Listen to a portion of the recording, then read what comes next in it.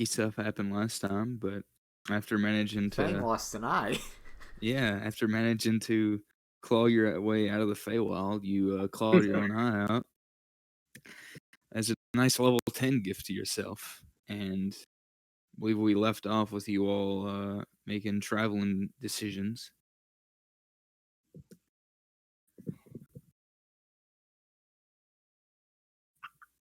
Yeah, didn't we head back to Waterdeep already? I believe that was a consensus, but I didn't want to.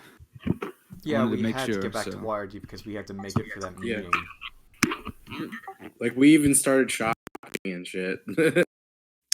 oh right. Yeah, you all wanted to head back to Waterdeep because the meeting that you had set up with the council was coming up, and you all managed to make it back into the city with the night before the meeting, and that's where we had left off.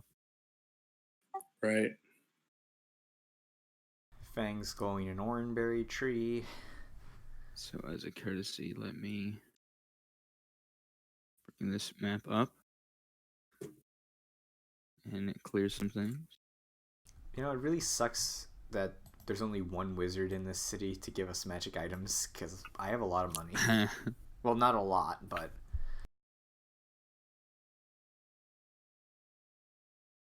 then again, I don't know what I would give Fang.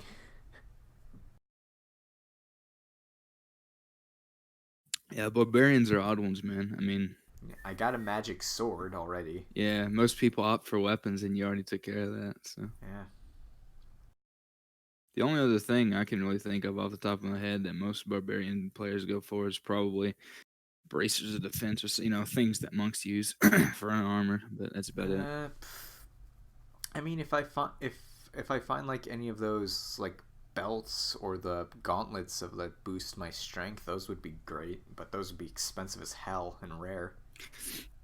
Yeah, most of the time those things aren't sold in shops. Apparently, Yeah. can't.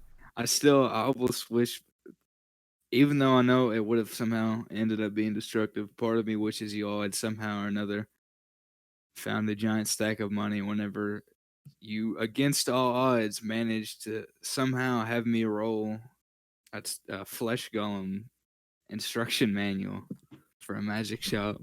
Yeah, to be fair, none of us would have been able to use that fucking thing.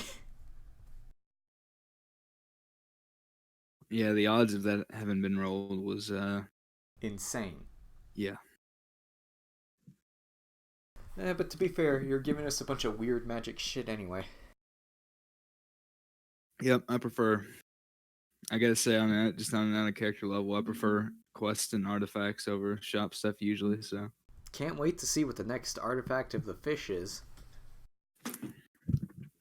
speaking of artifacts and shops and magical things, was there anything else that you all were wanting to get out of your way in the city? Because I'm sure last time we probably cut it because usually shopping at the end of a session can drag on. So I don't know if there's anything you thought of over the week, or if there's anything we didn't get to finish the last time.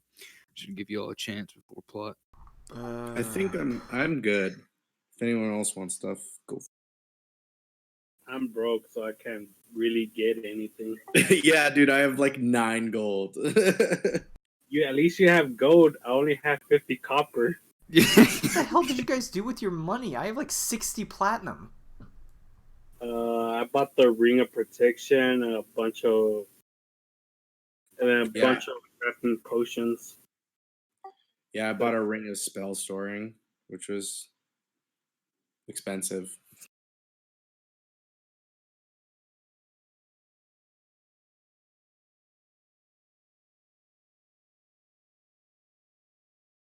All right, so Hold on, I'm looking through a list. I forgot how much money I had. in this session, the party takes out a loan. I call out to some divine being to give me money.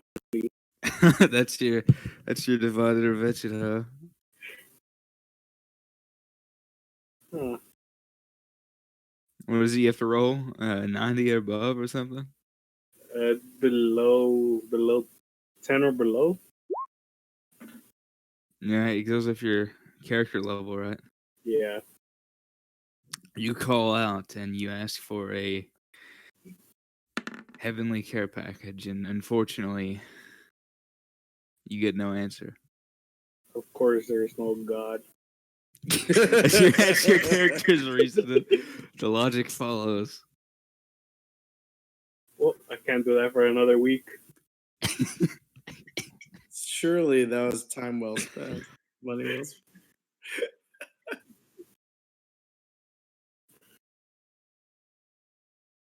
Some According to this magic chart, I have just enough to buy an Ioun Stone of Protection.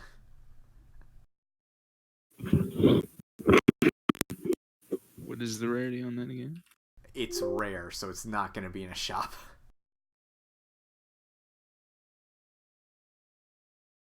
Oh, Yeah, it this was the table I largely was looking at. depends. Yep, I know that table. I've used it before, and my other campaign that I'm in uses it. The one that I'm playing in, not right now. Considering how wizards have been subjugated, I doubt it's available. Yeah, it's harder to find stuff on demand now. Hello, but Lawrence, as you call out, you get no reply. Someone walks by and clad in these sort of dark, almost sackcloth robes, and they reach an old, wrinkled hand out to pass a business card, and it looks like a small bank that specializes in Loans? interest-free loans, and you see kind of at the bottom, and on the flip side, at the bottom in fine print, there's a disclaimer that uh, property is perfectly available as collateral, but they just don't deal with interest. Hey, don't worry, Lawrence. Once the tree is fully grown, you'll be selling those potions and making bank.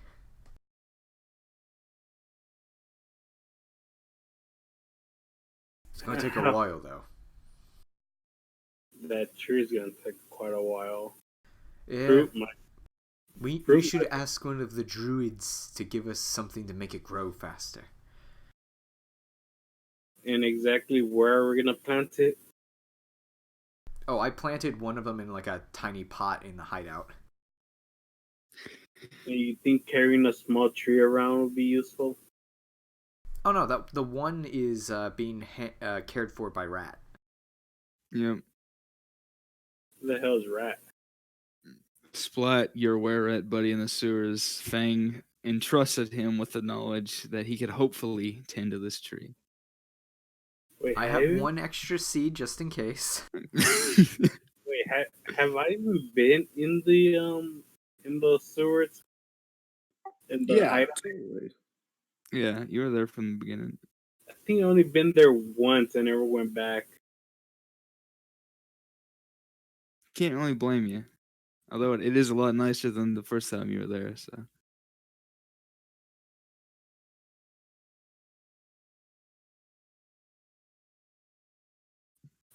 So, was it a serious suggestion looking for druids? Wait, what? Was it a serious suggestion about looking for druids? Because I can bust out the Waterdeep legend and guide you around. I mean, we do know someone who knows druids, so but this is supposed to be the day of the meeting, so I don't think we have time. Yeah, technically it could be the night before if you all want to say that you were trying to do this before you rested. And of course, human druid, what I look like. But you could say this was the night before if you would prefer to wait, and then rest after the fact. But I don't know how much would Fang? Did you ever decide if he was from a particular place? Ah, shit. I forgot to do that. Sorry. Because it really, I mean, it's no big deal, but it really depends on which of your characters would know the most about Waterdeep. Because unless any of you have any particular I connection think to it, then it would probably be Soren Soren. would. Yeah. Yeah. Okay, so if you'd like to roll a history, um, you could try and recall. Nope. No, Yeah, straight so no. you, it, you're, I mean, you're pretty certain that there were druids in Waterdeep at some point, but you don't know if they have responded like the wizards have and fled south. And you, off the top of your head, wouldn't know where to find them. The closest thing is that there are some temples that, because of their religious association, have kind of gone more or less. They more or less flown under the radar of the kind of anti magic sweep that's going over the coast. And there's some of them that deal with nature deities, and there's sort of an overlap there, but that's all you could really think of. I expressed that.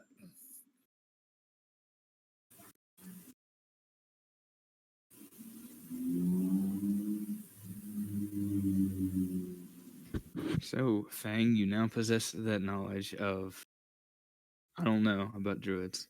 The only clue you have is possibly seeking out particular paladins or clerics of a certain persuasion.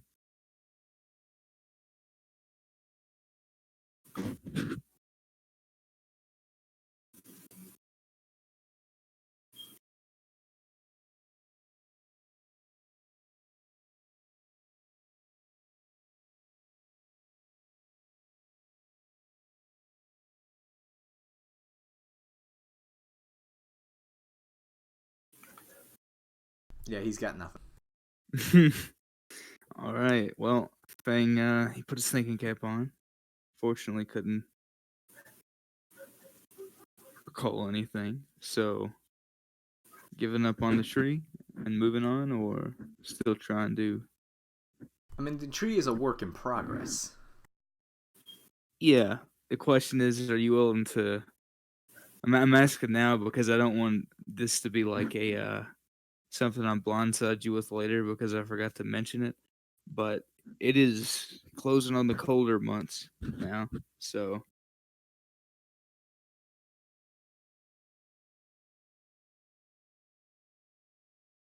the care your tree will require will progress will be slow for a while, most likely.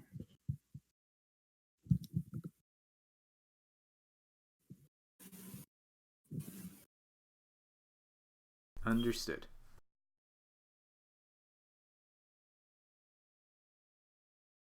All right.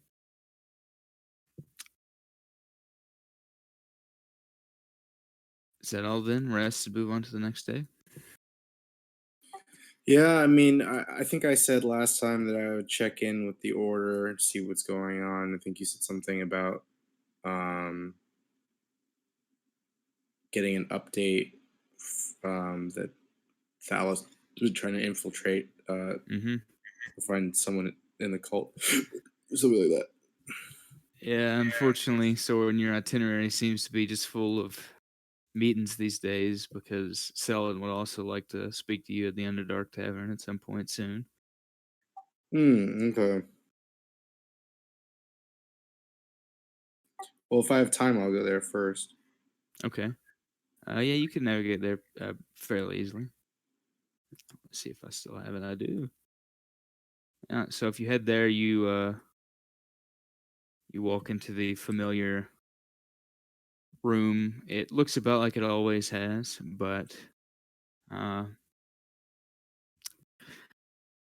strangely enough, business seems to have picked up a little bit, even despite all the chaos that's been happening in the city lately. You notice that the walls and pillars, which are etched with a map, are as pristinely maintained as ever. All the weapons on the wall seem freshly polished, and though not sharp enough to be used as implements by any angry fools. And you notice that pretty much everyone that you recall from your last time there, even the same guard at the top of the stairs that watches the office who ushered you in whenever you took over as Selen's double, I guess you could say, he's still there. And they kind of greet you and wave you over with a familiar informality to their demeanor.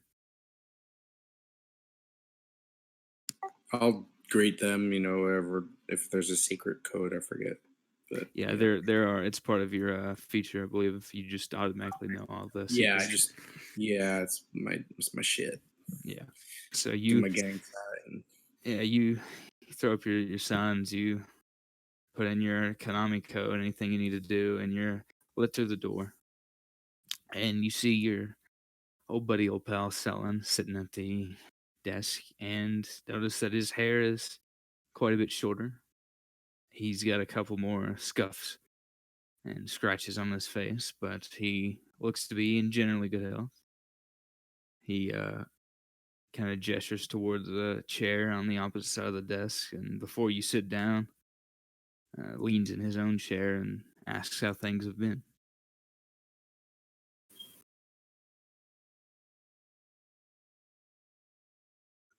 Well, things have been quite ridiculous. There's a lot that we found out. Got stuck in Feywild for a bit, so haven't been able to report. But there's a lot, and I'll just tell him basically everything that I learned through the at the archives, and then like also regarding the cult and everything like that. Okay, he arches his brow and at first and then nods and listens for a while. And as you go on and tell all this information, he takes a few moments to process it and then says, "You know, you should really be careful what sort of invitations you accept. The Feywild parties are nice and all, but it's not worth risking waking up a century later." Yeah, I mean, it had no choice at the time, so I was kind of Oh, it stuck. wasn't. Right, okay. Just making sure it wasn't recreational. Definitely mean, not if it would have led recreational. to a Starfinder campaign, I'd have been totally cool with it. Yeah, come back and everybody's dead. It's a futuristic civilization. But he shakes his head with a kind of a chuckle and leans on the desk and says, "Unfortunately, as you well know, no good deed goes unpunished. For every step forward or two steps back, whichever pessimistic phrase you'd like to use. But it's difficult to say that the news I have is more good than bad. We'll start with the bad news. Well, I have to be frank, didn't intend on it, but whether it was simple opportunity or not that led you to stumble into this tavern the first time for contact with the Order, it seems been thrown into a little faction with you and yours. There were already a few chinks in the armor, it seems, and even this mighty prepared network isn't invulnerable. There's a political struggle, if I'm being frank, and one that could lead to something resembling a civil war, just more cloak and dagger. I'm sure you know how it goes. As far as I know, your mentor is safe. However, his work has become difficult, and I don't believe I'm in good standing with him either. It's known to an extent that we've thrown in together a few times. Um, do we know who all his enemies are currently within the Order? Ah, that's the issue. Well, you remember a while back you brought a cloak, one that had some sort of surveillance magic. Yes, I do. Well, we've looked into that over time, and it seems, of course, this would be a stretch to say on its own, but it seems suspicious at first that this level of precision and, frankly, power to see and listen over such a great distance and through light wards, anyhow, was on such a simple item, and that led us down another investigation.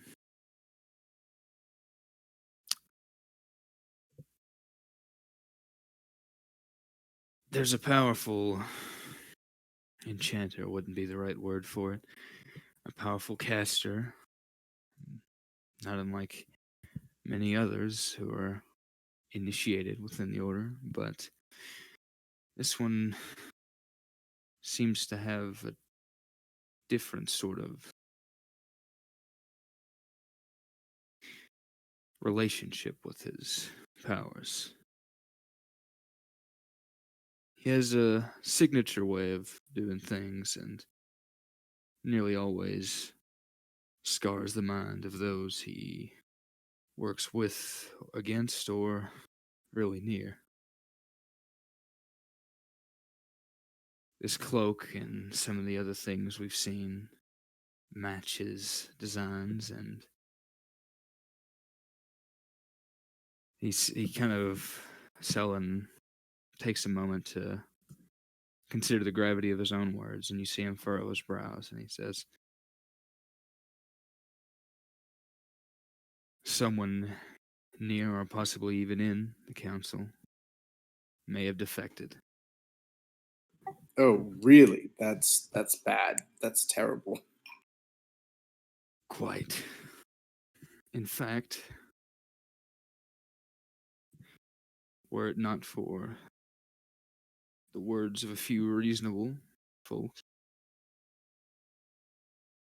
there's a good chance the majority of those who ran chapters, including myself, especially those in the north, would have been detained or worse as soon as this news had spread. Of course, the flip side is that this news hasn't spread.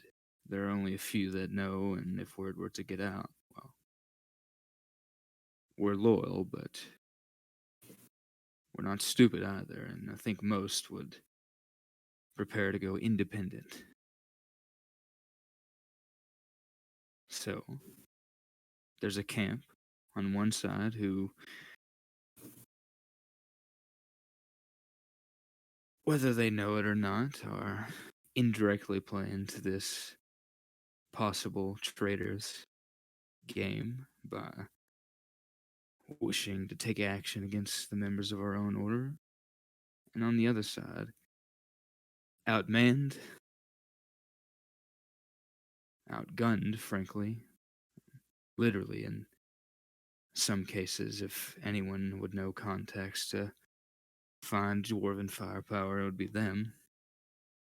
And in some cases, with their level of expertise outclassed, are us.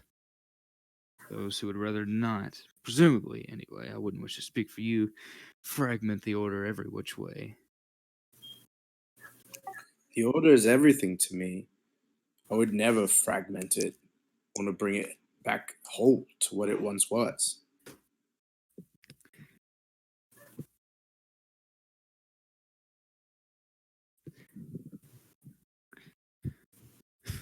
In that case,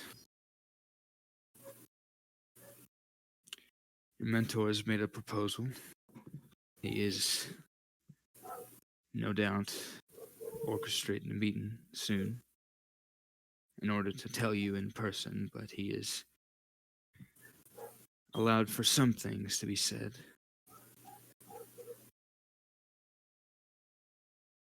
A few of us trusted people, largely we won't even know each other in case oneself should be compromised, or planning on working as a sort of in-between gray area, if you will, in order to ensure that this traitor, if that's what he is, doesn't bring down the order himself, and on the flip side, that the more zealous members don't do his work for him. Will be difficult, but if we can simply find the traitor, which, of course, is not at all simple in execution, and somehow or another neutralize him, then perhaps we could patch these things up before they get any worse. Well, if I have anything to say about it, we'll root out the intruder and destroy any ideals he has. And I'll try my hardest with my team to learn more. Of course, there is one complication. Well, one more. He kind of glances off to the side at. I mean, the whole room is, and scrawled with a map, but he glances to a separate map that's actually pinned up on the wall on a board, and he says, "Take a wild guess which half of the Sword Coast he would rather reside on." The north, probably. He just nods and says,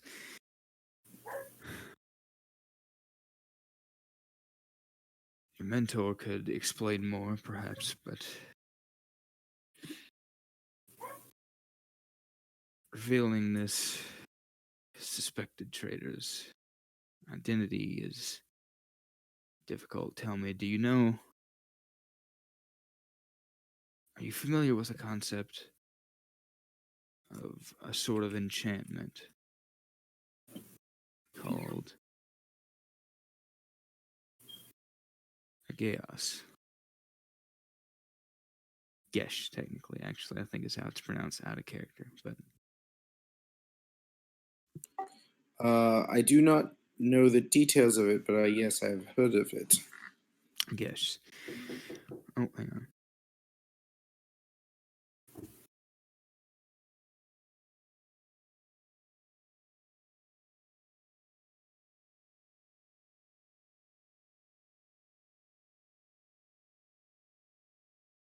All right, sorry about that. I had to enter the door. But Salon explains it's sort of command. It's almost like a curse in some ways. You place it on someone, and if they refuse your command, then, well, frankly, they can't. And if they were to attempt to do so, they would be harmed and possibly killed. He places these on those close to him, and should his name be spoken, he would strip their sanity from them the same way he does most. So you see the complication in learning his identity. Yeah, he likes to play mind games. I can tell. Hmm.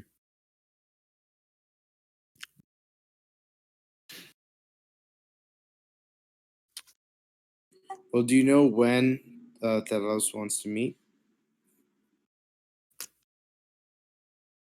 I suspect he'll not wish to delay, so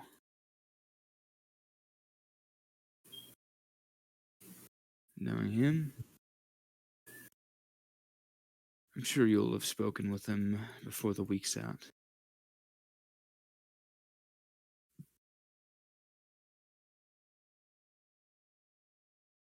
He's advised that we refrain from regular meetings for reasons I'm sure you're aware of. Frankly, regular communication is not very secure.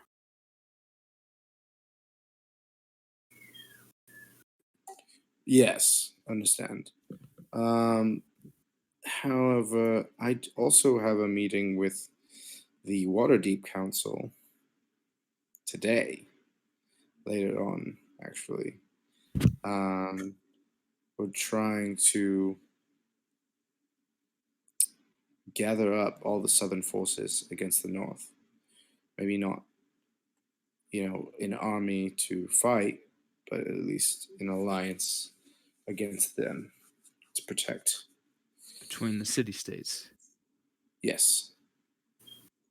Well, I've heard inklings of such a meeting, but the council is good at what they do, and hiding things tends to be their forte. Yes. Well, I plan to appoint my group, um, Shadowlight, as, as a task force of this new alliance. Therefore, the Order will be at the head of this new alliance.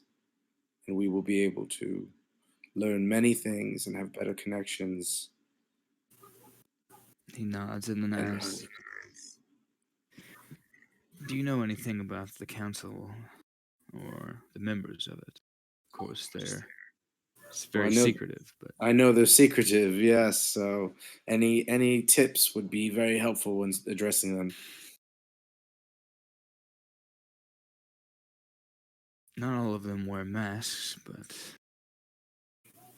you'll not see a true face in there. If that makes sense. Surely there are bound to be a few powerful practitioners. So keep your eyes open for disguises, both magical and non magical, and I have no way to confirm this, but it's said that there's one who bears a mask similar to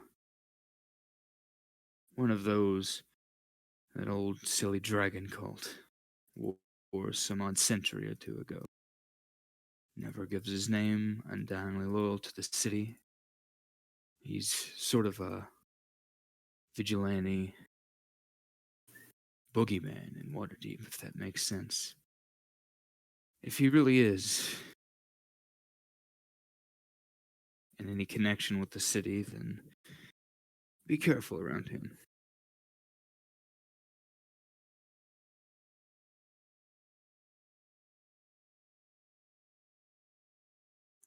All right. Anything else? Any other people?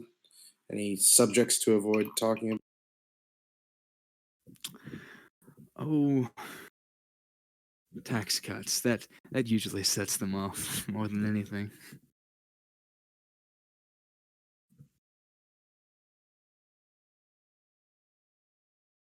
Then he says more seriously,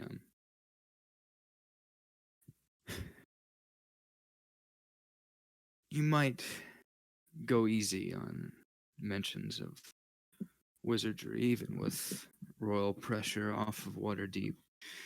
It may take some time to adjust, so let things happen naturally. Of course, don't drop the subject entirely if it's important to you, but And certainly don't advocate parading the practitioners and casters around the streets the day after Neverwinter's No, been in repelled. fact, I think it's more important now than ever for them to be secret, at least within the city. But if no one knows their movements, we can use them as an asset. But it's better to be secretive.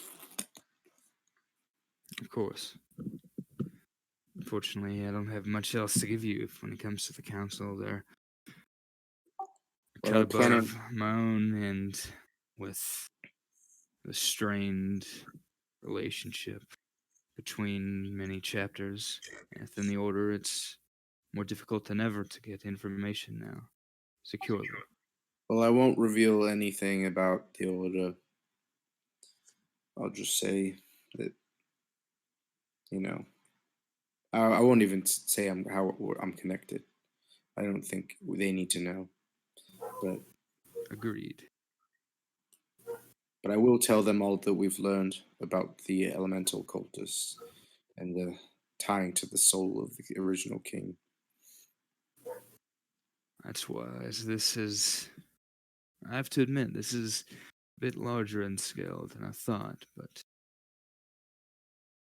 my last piece of advice, I suppose, would be look more into that archive. if, and I don't like to speak of such things, but if the order were to really crumble or rot from the inside out, you're describing this archive accurately.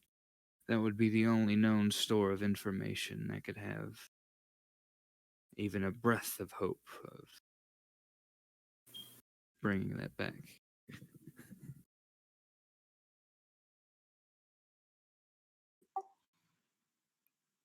Well, thanks. Hope you have the best of luck.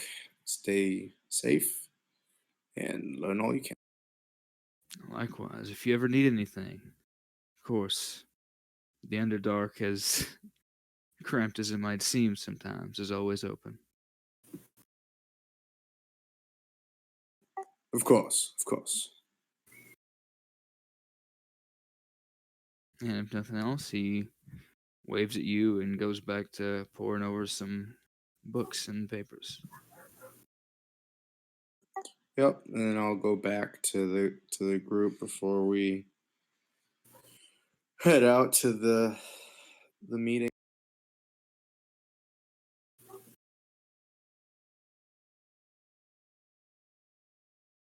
All right. Then, if nothing else, you all will have your rest, and we will resume at the meeting.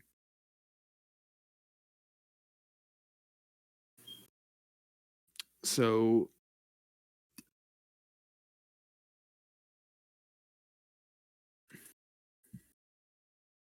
it's relatively early whenever you all get up. It's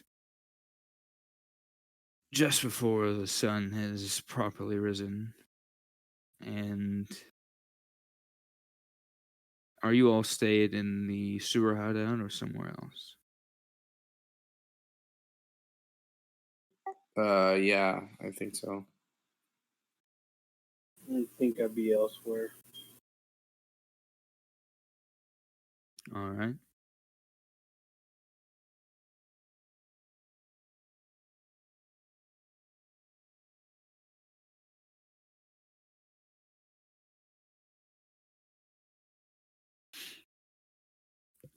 So, for those of you who aren't at the hideout, those of you who are in more easily traceable locations, I suppose, you're met with people not heavily armed or armored or anything, but just sturdy-looking gentlemen with short blades that are sent to remind you all of the meeting you have coming up and walk with you there to ensure that no ruffians attack. And you're brought to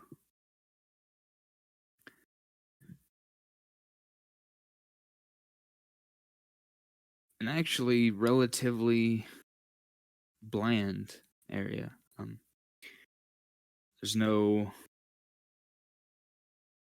real grand building or anything like that. There's no sprawling Noble's Quarter that you walk through. I mean, there is, but you don't necessarily walk through it. In fact, uh, it seems that the new place of meeting is nowhere even near the Castle Ward. It's actually in more of a central location, closer to between the North Ward and the Trades Ward. So if you all can see, you end up somewhere around there. And if it weren't for the fact that you all are all brought there to meet up and it's pointed out to you, then you imagine you could have walked right past this place. It's just a couple of stories, simple, sturdy building, and it's entirely unmarked. No signs or anything. It looks remarkably uninteresting. In fact, if anything, it looks like maybe just a well kept warehouse. And a few more men are standing out front, but they most look like workers. They're going back and forth. But the more perceptive of you catch that some of them have blades and things stashed in sleeves and under shirts, against the inside of their pant legs, things like that, boots. And one stands at the doorway. He waves you all over as the others point him out, and he reads off your even stated names that are registered under Shadowlight.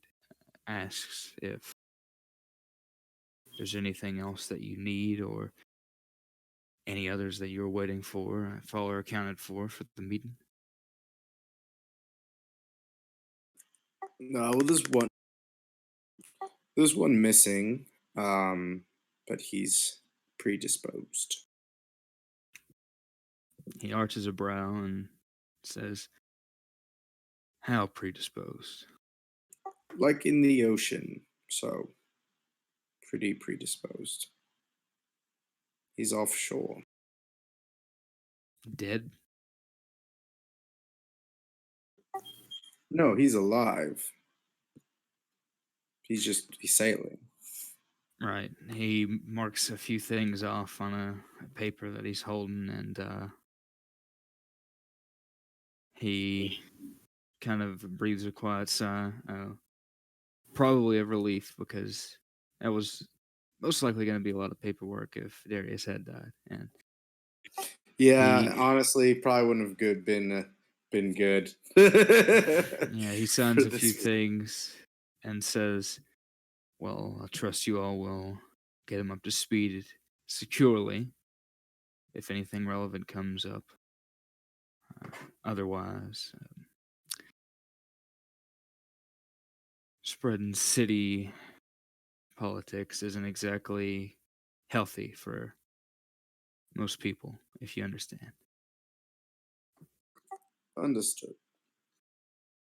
And after he gets through saying all that with sort of a bland expression, he breathes out another sigh and in a much more natural tone, like he's gotten through the script, so to speak. Now he says, "Well, things are clear on my end. Then no other reason. If you all cause problems, it's on them." And he steps aside and ushers you through the door.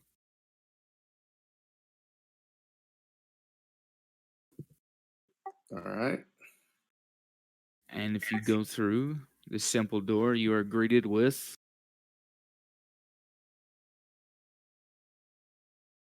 an empty room, pretty much. Simple stone floor, smoothed over, and you see that there are shelves and crates and things like that that have been pushed back into the side.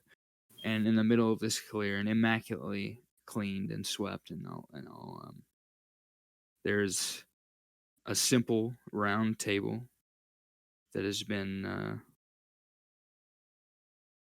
set out, though no seats are around it.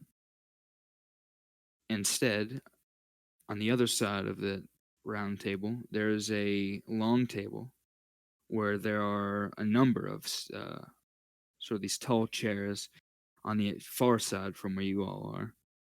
And on the near side of the round table is a considerably smaller table, and it really just looks like something that you would find with a couple of benches on either side of it, maybe something seated outside of a tavern. Really, really simple construction. And you see, sitting at every seat, a hooded figure. Not a word is spoken. They just stay there in silence, and finally one extends a hand, and it's gloved. Um, Same dark fabric as the robes that they're wearing, and they gesture silently to the table on the near side where you are.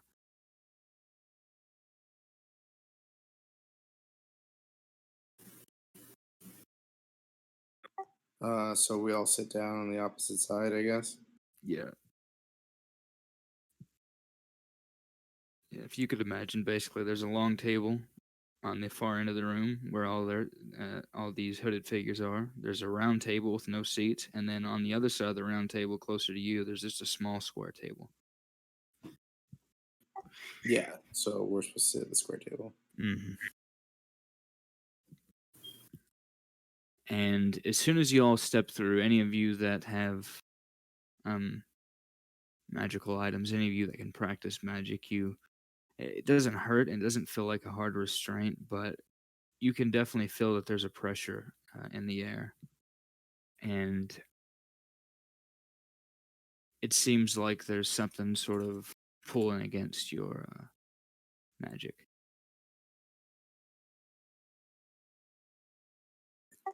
So I probably couldn't summon my my blade then.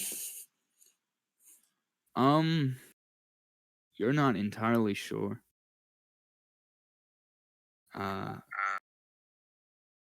you have the feeling that you probably couldn't do anything really overt with magic, and even the magical items that are on you don't seem to be working as they should. But you're not sure about something like that. It's always kind of works strangely, and you're still not entirely sure of the nature of those powers.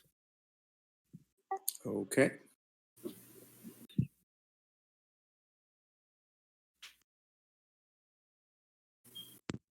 Yeah, my fist still work. Yep. I mean, you pretty much you feel hand wraps and things like that fizzle out, and that's about it. Your knuckles are still hard as ever. Fang, I'm sorry to Technically, one of inform them you. is harder. True. Fang, I'm sorry to inform you that your connection with your dear buddy, the Ocean Man, has been severed. It seems. Oh, what a Your Is trident, tragedy. Mabe still in my your head? your trident now feels extraordinarily mundane. And as for Babe, Aaron, yeah, as far as you can tell, but it's sort of strained. I guess there's the best way to describe it would be that there's this sort of tension um, and slight strain in any communication. Okay. So all of you feel this as you sit down.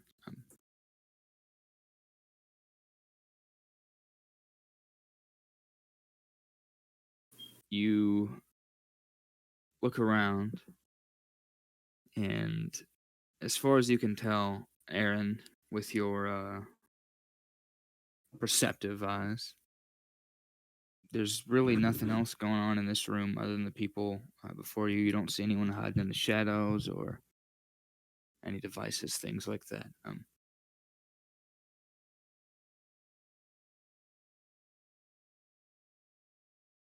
At the long table, however, you do realize that there's sort of a glint of metal. And you notice that on the far side, on the right side, at the very end of the table, their hoods are really oversized. Like their hoods are wide enough that it's difficult to tell where their cloak or robe ends and the hood begins. But even with as huge as these hoods are, it seems like the one on the far right is sort of oddly shaped, and you notice every once in a while some sort of metallic object under the hood catches the light and shines out. Only you immediately take notice of this, Aaron.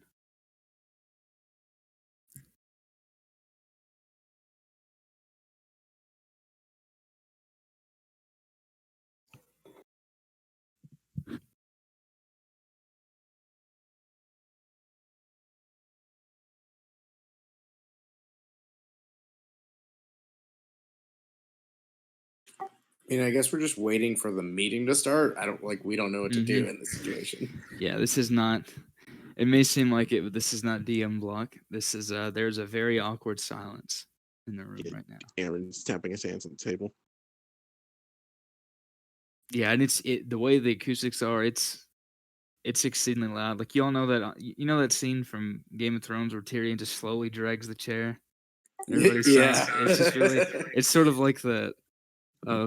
There's just this tap tap tap, and it's really loud. It echoes, and then finally, uh, someone near the right side of the table, not the one on the all the way on the right, but someone. It's hard to tell. Probably a few lanes down. Sort of a gruff voice. Sounds masculine. Just clears his throat abruptly,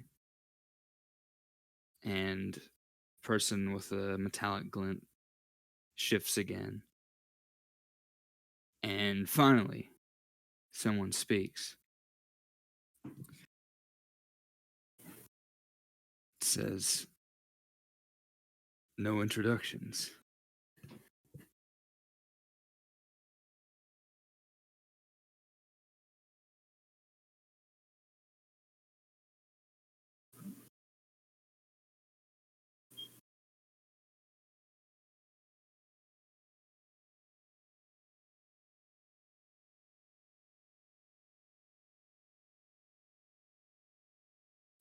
None? Any?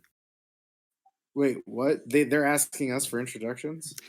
Yeah, that's what the guy on the end seems to be saying. And that none, any was also in character. Yeah. Okay. I'll stand up.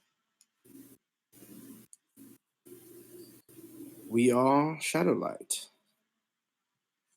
We were the ones helped take care of your little phoenix problem and your little barricade problem. And we've come to discuss what's happened in this fair city. If you have any information, we'd gladly trade a lot of things that we've learned over the past few weeks. And then we have a proposition. So I don't know how you do this normally, but I will play a tune if you'd like to just lighten the mood. You hear something from one of the seated figures that's sort of like a like someone suppressing a laugh. Uh, and then you see, I mean, you can't see any features, but the way their hood shifts, presumably someone on the left end of the table kind of throws their head back a bit, and you hear a feminine laugh erupt from under the hood, and she says with a tone of kind of merry amusement to her voice, "You all really relish toying with the new people, don't you? Not everyone spends their time in dusty old courts. You realize that, and and this sort of earns a few shakes of the head from some of the others at the table, and then the person who said that laughs again and says, "Please play on if you wish, but I assure you they just would like a bit of amusement, that's all. In reality, it's part of the image, but you've done enough to warrant at least a bit of explanation, have you not?" I think so. We believe so. Very well.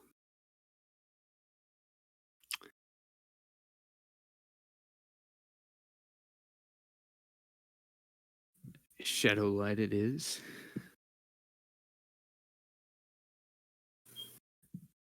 As we hear it, you've had a interesting encounter with a rather,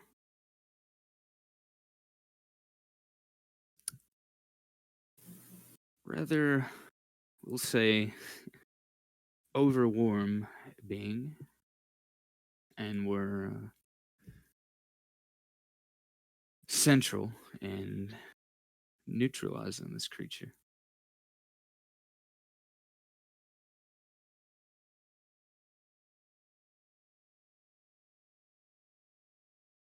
Is that correct?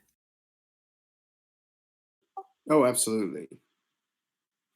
Once we figured out what was going on, neutralize the target, save the city. And I'm sure it goes without saying that people who summon something like a phoenix in the square of Waterdeep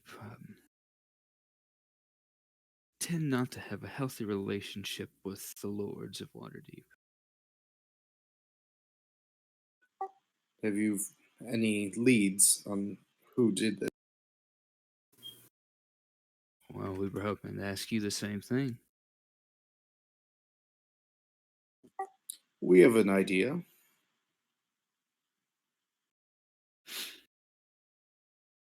Please, go on. Oh, where do I start? Where do I start? I'll ask them first if they know of this cult. If they have any knowledge of it. Oh, we're The aware. elemental. They've made an excavation recently. Was that the same one? Yes. They're trying to bring back elementals into the world and cause chaos throughout Soul Coast and all over. And have you any idea as to why they would wish to cause chaos? Oh, well, just the soul of a split or king, uh, disastrous nature of things, power, that old chestnut. It is a rather tired tale, isn't it? But it is one that makes sense. I don't know like the details by memory, but I mean my Yeah, character does, so I yeah, just repeat all the information like that we know about yeah, the king and all. yeah. So Soren is it's kind of his thing. So he'll recount the information pretty accurately, and she'll again say it is a rather tired old tale, but it has its reasons. Frankly, there's a sort of what would be the word? There's a sort of confluence of worlds that they're most likely trying to achieve that can't be done under normal circumstances. And the more chaos in the world, the more chaotic energy can be drawn, the easier to fuel large spells. Of course, this is sometimes performed in tasteless ways, mass sacrifices, those sorts of things, but that's more specific, more precise. These fanatics simply wish to crash two symbols together and make something pretending to be music, if that makes sense. I'm sure you'll appreciate the analogy. You're a musician, I hear. Yes, it's true.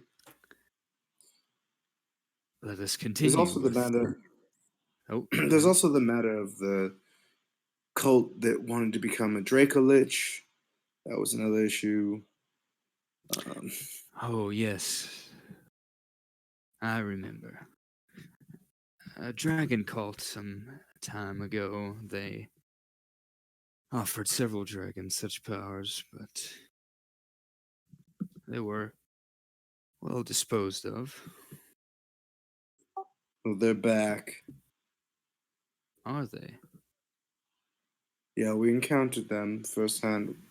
We rescued a man who lives in the city that they had taken hostage.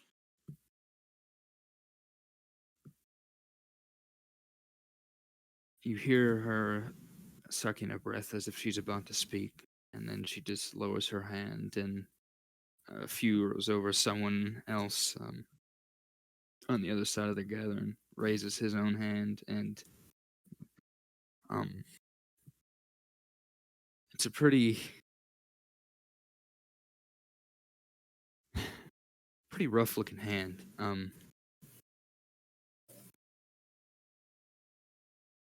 looks like it's been heavily burned. Uh, Scar tissue now, but it's pretty nasty looking. And he keeps his hand very visible as he speaks his first few words, and then eventually lowers it. And he says, "I know a thing or two about dragon fire, and if this cult has come back, then that would be very surprising to me, considering I don't think Tiamat has made any. So it's not beyond her usual lately. You sure you don't have these two confused?"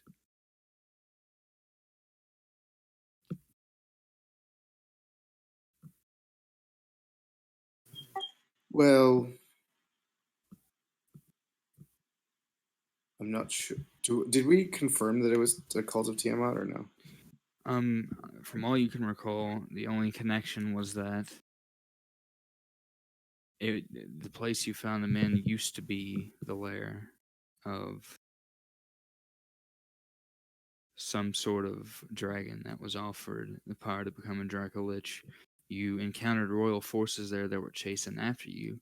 It was kind of a mix between forces from Neverwinter and forces from the nearby wild elf um, civilization. As for the people that were actually there, as far as the druids know, the dragon cult or people resembling them haven't really reared their head in a while. Not that they know of in recent history worth mentioning. So you're not entirely sure about a dragon cult, only the elemental cult. So, but the members of the elemental cult were there, right? They were the ones that had taken the druids hostage. It seemed to be the Inquisition, or at least Inquisitional armed forces, but there's where one goes, the other follows. Right. So Um, they're tied yeah. together, and I'll explain that we found proof of that. And then that Neverwinter needs to be stopped. It's time that the city states come into the fold into one alliance. We need to act in order to survive, and we are stronger united than we are apart. I propose Shadow Light be assigned as task force to this new alliance to gather as much information to take down this cult, while the alliance itself seeks to defend the borders against Neverwinter and plan their own countermeasures.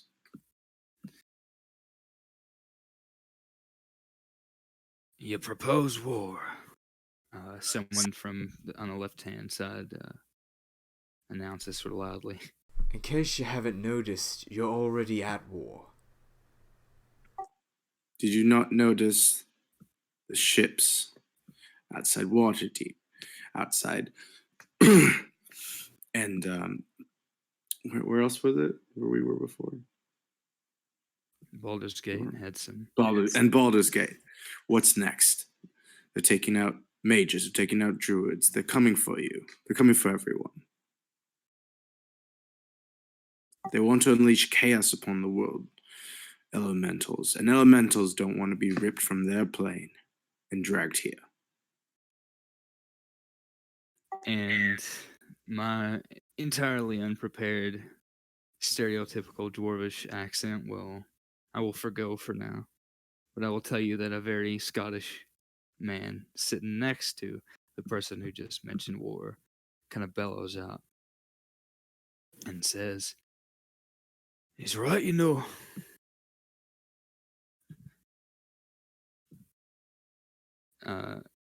There seems to be kind of movement shifting among the people, and then one in the middle raises his hand, doesn't speak, lowers his hand, and when he does that, everyone goes entirely still and order returns. And the person that seemed to agree with you two speaks out again and says, frankly, first he points at you, Fang.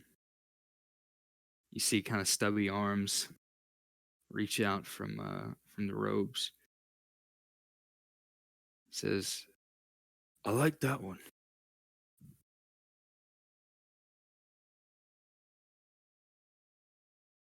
Frankly, back when I was young, we didn't have these sorts of maneuvering. If a clan had to battle it out, they battled it out.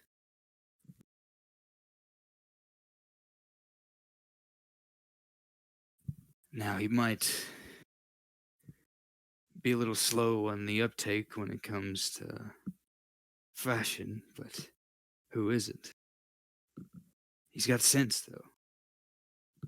And if they're sending ships at us, taking out our witches, and sort of a sigh of exasperation comes from the lady who spoke earlier, but he waves it off whenever he says witches.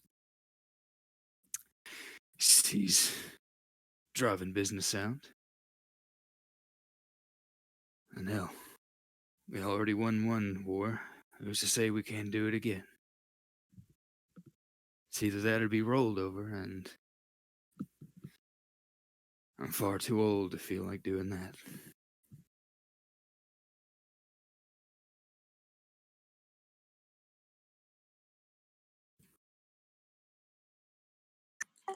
I promise you, there's no recovering from this if we roll over. This is a literal battle for life and death. Aye. And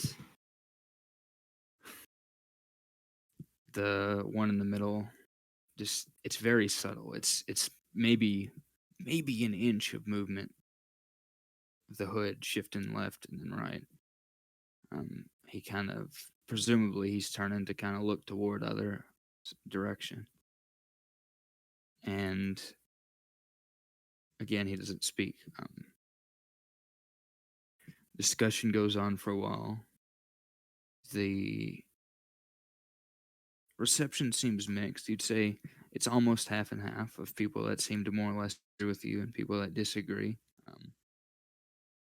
Primarily the the person who makes little effort to hide the fact that they're probably a gruff dwarvish gentleman, and the lady who spoke earlier and kind of cut away the formality. They seem to be the most outspoken of your supporters, while the one who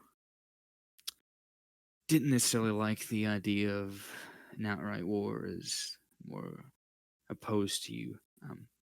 You notice that aside from the one directly in the middle, the one with the hand that had been marred by some sort of fire, he seems to be almost entirely neutral.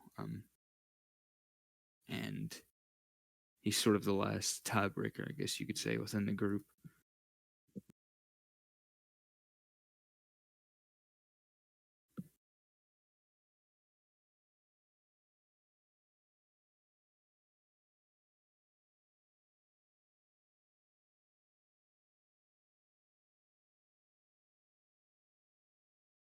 And they just it's really difficult to describe it as anything other than bickering. They sort of bicker back and forth. And the discussion goes on for a few minutes and doesn't seem to be getting anywhere. Can I? I was gonna whisper mentally to Shalaya. It's like, do you want to come out? Can you manifest and explain how dangerous the situation is?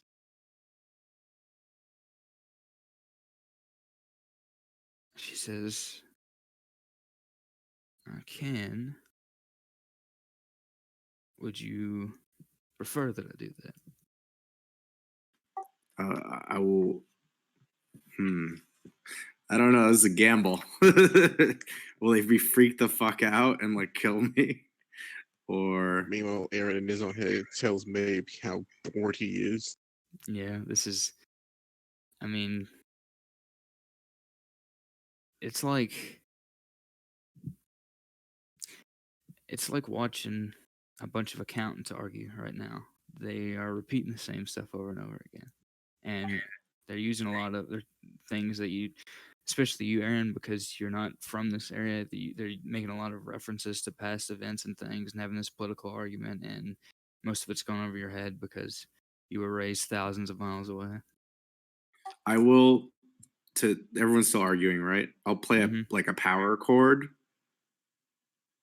on my Okay. new lute. Wow. Not So exactly a just power that. chord, but Yeah. I'll take it. Yeah, whatever. Yeah, that's not what I meant. But just a little riff to get their attention, and To then be continued. I'll flow into I'll be the round. I'll flow into this I read that book of like all the like old family houses like Yeah. songs. So I'm gonna get like whatever the old like ancient House of Waterdeep, whatever like the like Unity song is, and just like Yeah, their equivalent of the anthem. and just play that and just tell them after. Remember what you're defending. Remember where you come from. Of everyone Remember stops and the they Titans. yes, they slowly turn their heads toward you. The lady who laughed earlier throws her head back again and laughs out loud. And the the presumably dwarf um guy, you see him shift as if he's about to stand. You hear a kind of dull thud as he hits the floor, and he actually lowers in height. Whatever he stands off of the chair, you see his head sink a little lower in relation to the table, and he claps his hands a few times in agreement. And finally, the one in the middle raises his hand again and brings order to everyone. The dwarf seats himself again, and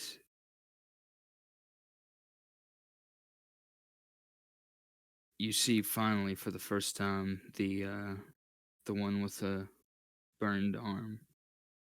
He starts to move a little as if agreeing and disagreeing with different aspects of what's been said. You think you're finally getting through to him.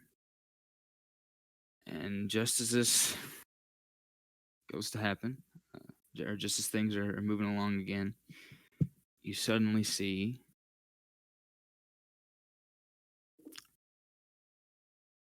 That one random jackass. yes, The dragon face guy. you see at the end of the well, mainly perception checks. Actually, I have to be careful with how much I divulge here. Well, doesn't Aaron have a billion perception? He does, but this is sort Oh of a fuck! different. Yeah, this is an active check. So.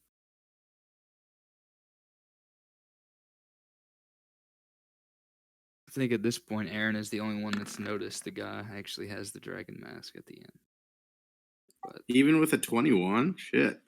no, oh well, after the active roll, that's different. But I mean, passively is Jesus Christ. congratulations. Yeah, that'll do it. Okay, so Aaron and Soren, you see that this guy on the end, and Soren, you realize now there's a glint of metal, and from under it's a helmet or mask or something metallic is under the guy's hood. You see it slightly shift in his robes around his sleeve, as if he's waving a hand. And on the table in the middle, the round table, there is suddenly standing a solid, well, it's as large as the table. It perfectly matches and sits flush with the table. A sort of three-dimensional, obviously downsized, sort of map or figure of the Sword Coast. And silence overtakes the room. The guy on the right stands and says, in a rather familiar tone, I propose an alternative. He flicks his hand again under his robes. The image that you see before you on the table kind of rotates a bit. And you see as Neverwinter begins to kind of shrink on this model, Waterdeep grows rather large. Small things are added. You see the overall quality of the model improve. Um, things seem to shine a little brighter. Lights cast more light. Uh, Extra buildings and towers and spires and walls are added. Until Waterdeep is what really catches the eye when you look at this map of the Sword Coast. And he says, there's no reason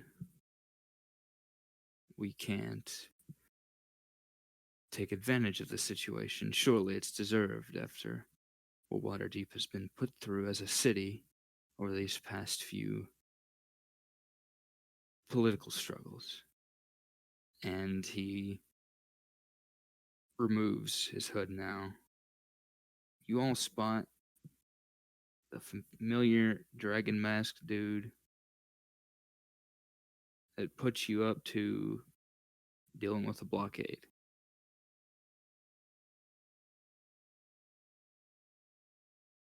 Oh, he's the guy that gave us the instruction? He's the guy that talked to you at the meeting with Talos and put you up to the blockade. Yep. Oh, shit. Oh, so he's a homie. Maybe. I don't like what he's putting down, though.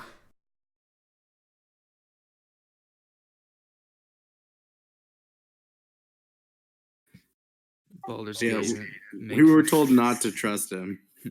Baldur's Gate, the city makes for a fine ally, but it's obvious that they require far too much incentive The to fuck is act. up with Discord today? They don't respond to threats as quickly as they should, and frankly, they're not as vigilant. And, well, I don't think I have to explain why Neverwinter is in a sorry state for leadership at this point.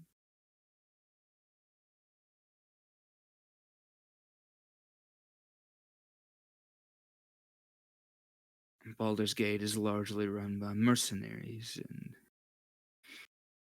men that can very well run a society during a war, but it's not exactly ideal during peacetime. Neverwinter, well, Neverwinter is as crooked as it gets, obviously, and it's poisoned at the root and at the crown. This council that we have here in Waterdeep is surely the best system. Just look at the results, and most of the issues were dealt with in the first fight for freedom. The remaining ones are being worked out as we speak and are only hindered by Neverwinter's continued aggression in Baldur's Gate. Baldur's Gate, I will admit, well-intentioned but misguided neutrality. We can't simply look at survival here. We must look to the future and establish some sort of healthy society. An order to the Sword Coast.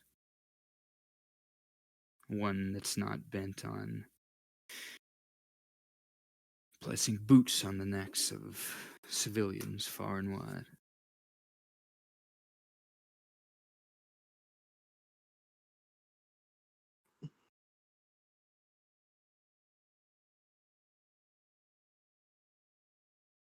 Okay.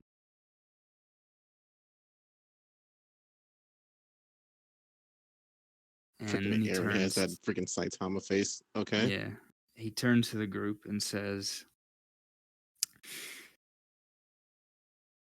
some of you participated in the first conflict, correct? Lawrence and myself, yes. Fang also raises Oh, his hand. Fang also. Oh, yes, in fact, I believe this one, and he gestures toward Fang, was given quite the raw deal after the fact. You should know all the better then that the more of these conflicts happen, the worse it is, and they never end well. At least not at the rate we've been going. So the only way to effect a change, he waves a hand again, and you see. So here's a little fun fact about Waterdeep. You haven't really seen much lately because they it's not necessarily demilitarized, but Waterdeep is, especially with the blockade, been kind of keeping a low profile, trying not to appear too aggressive. But Soren, you at least, and probably a couple others, you would probably know Fang from having seen them during the war. Waterdeep has a division of their city guard called the Griffin Cavalry, and they quite literally patrol the city on Griffinback. And as he waves his hand, this swarm of armor-clad knights riding griffins circles around Waterdeep on this model, and he says, "If we're to affect a change, then sometimes we must force a change." And he snaps a finger, and on this model, the griffins sort of descend on Neverwinter. And he says, "What this group Shadowlight here is proposing is sensible, but perhaps we need not react all the time. Perhaps we should be on the offensive for once. And, well, all of these fellows seem to have thrown in together, all of these people that threaten the peace of the realm. So why not take the head off of the snake while we have the opportunity?"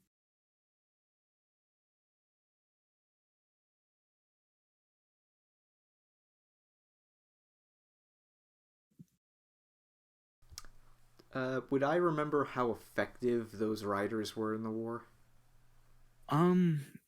Pretty brutal. The thing is, griffins, their beaks especially, are not pretty things. And so it happened, but it was kind of, even on your end, it was a little hard to watch sometimes. It was sometimes when the Griffin cavalry was sent down in full force, it was sort of seen as a little overkill. There are only about 100 of them, but they're kind of the higher end of what Waterdeep could muster militarily.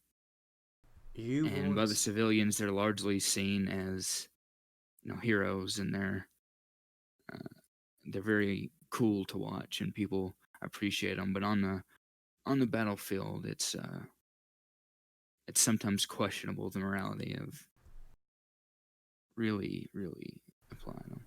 one quick question on that. Mm-hmm. When they were deployed, was it always in field combat, or were they ever used in a siege? They were used in sieges. Most notably, they were used to break this. They were used to break the siege on Waterdeep, because once Baldur's Gate went up north to relieve the siege on Waterdeep, they were deployed from Waterdeep and used to tear up siege equipment. Used offensively in a siege, it happened, but there's only so much picking up siege engines by Griffin Talons and slinging them around you can do without heavy collateral damage. You sorry. Oh, that's fine. It's just I was gonna say I should mention this too, in case it becomes relevant. Might not, but it's something Soren would know. there is a particular noble house that breeds the griffins for the cavalry. That's their name. Soren would know that. Fang, you would probably have an idea of it. So I wanted to give that information. Continue though. Well, that's all well and good. And believe me, Griffin Riders mean sons of bitches to go in a fight. But if your whole plan is to send 100 soldiers to an enemy fortress that are expert at taking out magic, I think you need to rethink your strategy. Oh, of course, I wouldn't be so foolish, but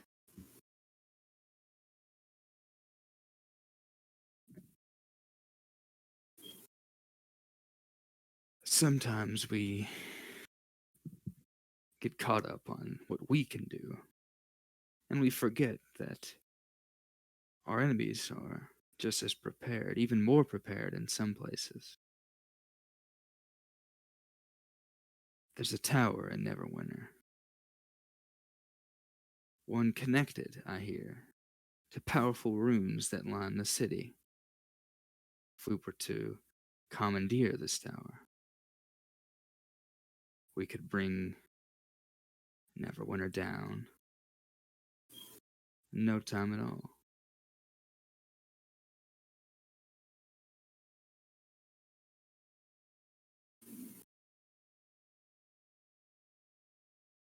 And Lawrence, Soren, here's a fun question. I hate to throw this on you now, Fang, but do you think Fang would have been present in the final siege of Neverwinter during the war, or was he elsewhere at that time? Ooh, that is a good question. Because that was technically session one, but hey, your character could have been there. There were armies.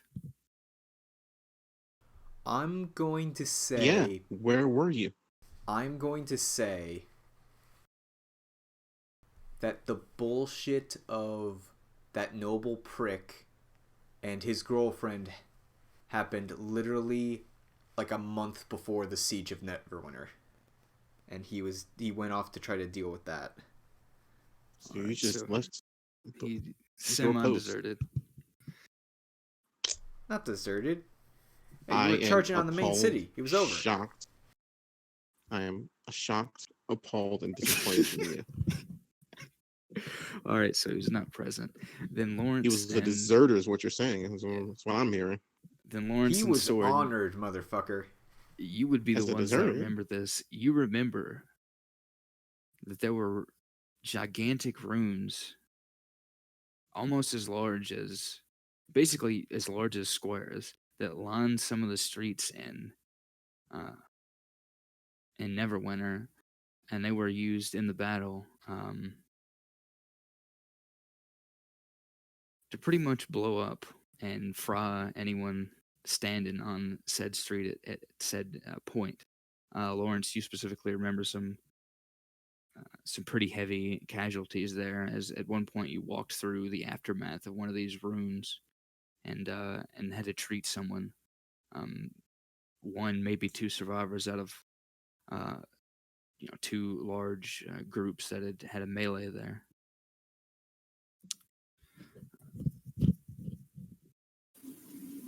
And it basically ran the length of the main roads of Neverwinter.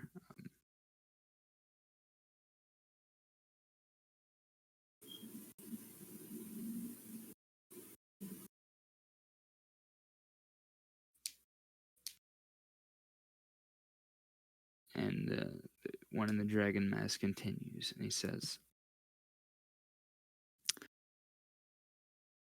"What better way to wreak havoc and throw the city into chaos than turn their own weapons against them right in the streets, right where they would sally out any defenders? We could hit them so hard they wouldn't have time to muster a defense, and from there we could find the rest of these cultists or whoever it may be that was working in tandem with them, and exterminate them as well.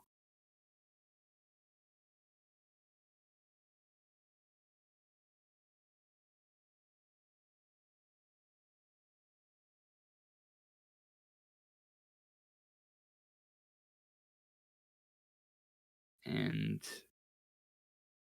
Soren, your group supporters seem to have gone a little silent at this proposal, but some of the ones that were on the fence about supporting a conflict in the first place, they seem to be mulling the idea over.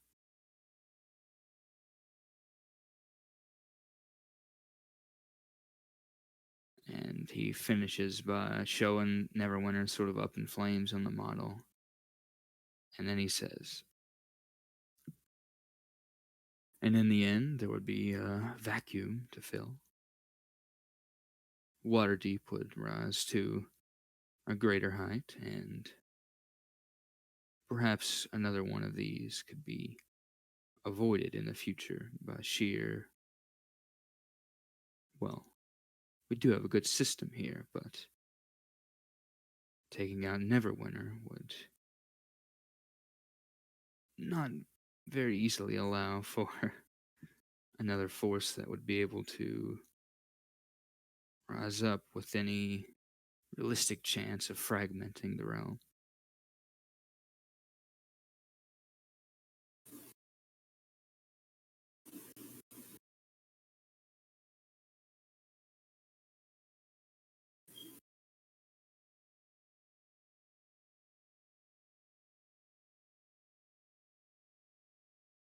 Don't you agree? And he looks toward you.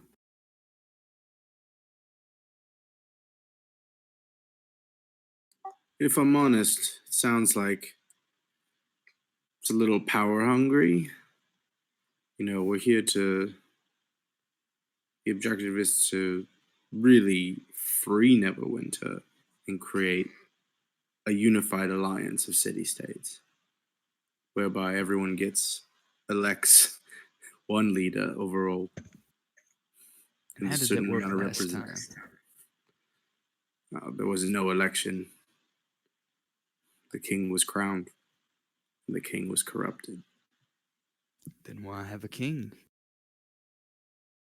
I You mean, take at out the the end of the throne. day, why don't just all the cities just have their own presidents and then they all meet together? The fuck is the president? You know, the people that run the shit. Well, that's A a king? proposal, and that's what was advocated the first time, but all it took was for the leader of Neverwinter to fashion himself another king, and he had a power base that could rise against us. Now look what he's done.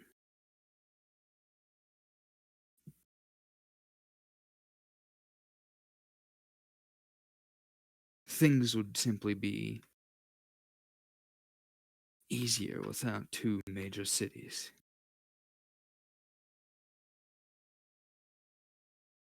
That's not creepy.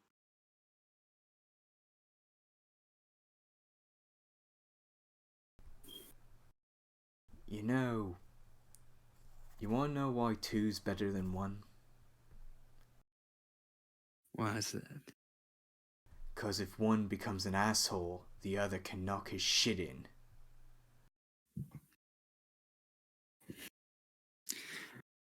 I'm channeling my inner Borky, I'm sorry. Reasonable concern, but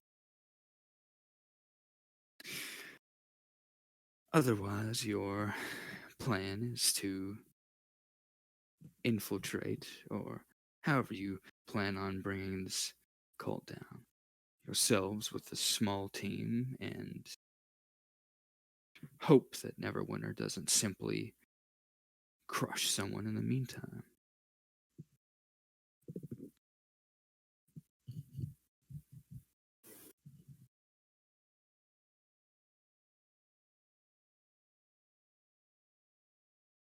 Is that correct?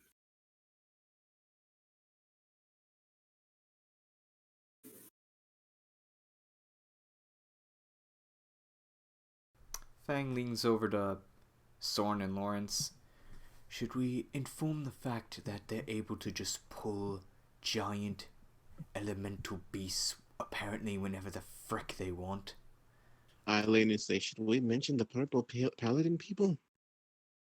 I thought we already did. I thought we did, yeah. I'm not. Aaron's not paying attention, and neither am I.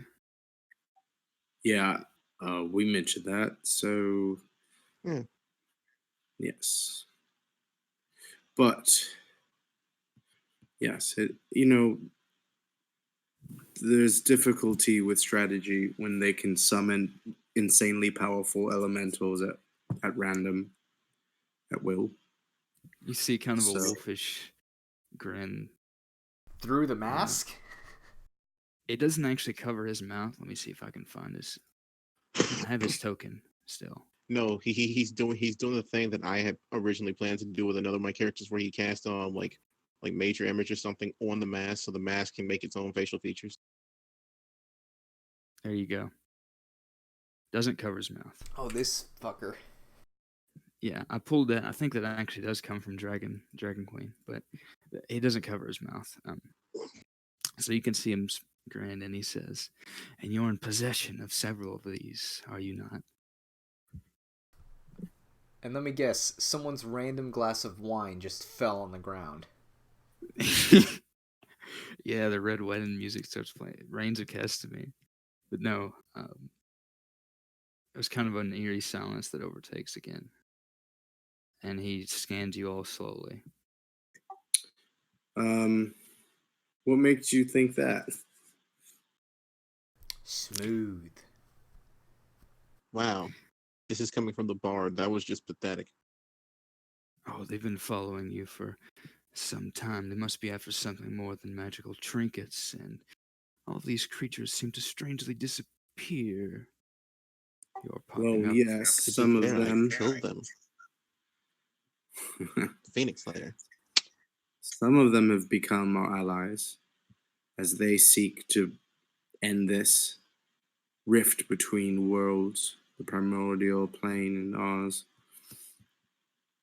And you said Planes, yourself, planes plural. Like, the conflict has already begun, so what better way for an ally to act than to strike against our enemies?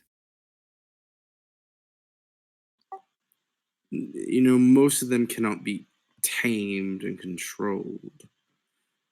Of course, that would be inhumane, but But not insane. they're causing this chaos among our plane. Who's to say we can't tap into that same force? Turn it against them.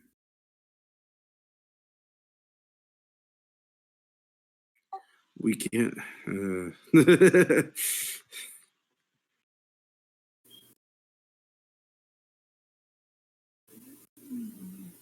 I feel like you're overstating our control over these creatures.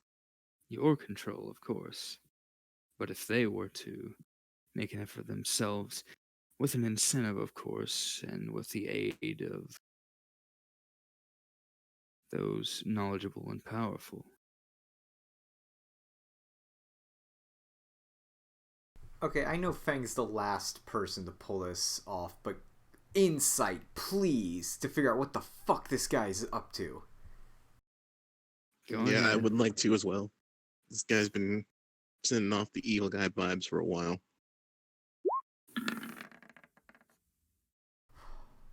Yeah, I knew he wouldn't pick it up, but someone needed to try. He is hard to read, Fang. Hello. Aaron. It's hard to tell, Fuck off. and you don't know for sure. But first off, he seems like a smooth speaker anyway in your past experiences. But this seems kind of rehearsed, what he's saying. You're pretty sure that the way he's presenting it, this is something that he's had time to think over, and it's something that he's planned. As for his actual intent, it's hard to tell, but the way he carries himself, the way he's speaking, what few expressions you can see, his body language especially, he's obviously trying to get the other council members on his side, but he seems to be angling toward, he's almost presenting your group and the elementals with you as sort of options. I mean, he's talking to you, kind of, but he's more talking at you. He's really talking to the council, and he's talking at you for the purposes of demonstration, as if he's trying to get answers to say, hey, these would be viable options that they're bringing to the table. And suddenly this kind of discomfort sets in, Aaron, as you almost feel as if you're being examined.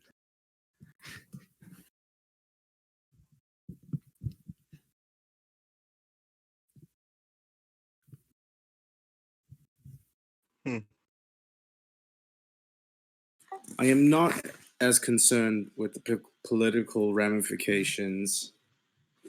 I just want, and I think we all want, safety for all the realm and for these elementals to be sent home and this cult to be swiftly eradicated.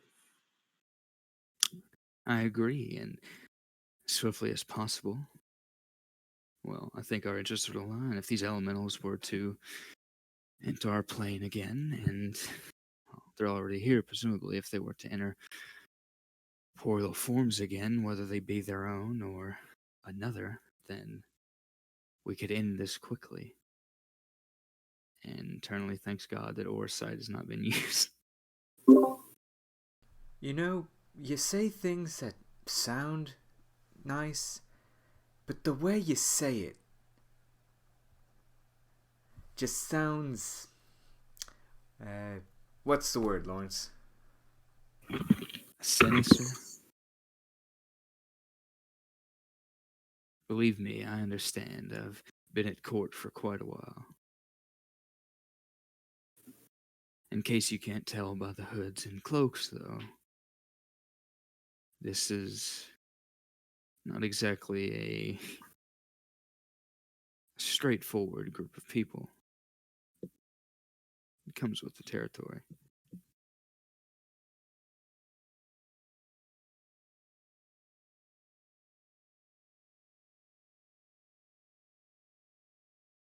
And Aaron, I don't know if I missed it or not. Were you just trying to do a regular insight, or were you Orasight? Were you doing a regular insight or using Orasight? I don't know if you mentioned it or not. I didn't want to skip Fuck it, over let's it. use Oversight. I forgot I have that thing. Screw it, let's do it. It's Okay. faithful. What's your DC? 800. Okay, yeah. All right, you're right. Yeah, that's what it is.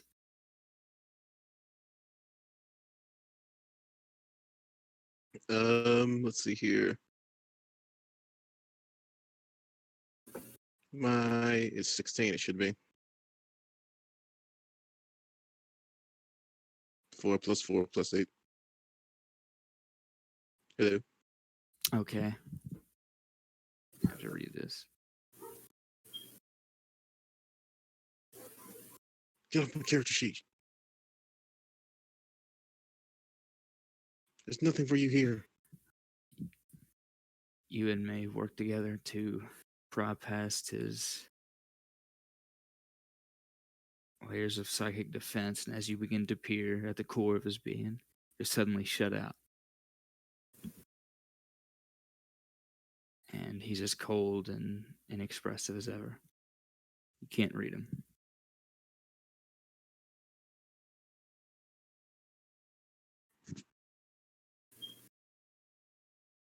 Hmm.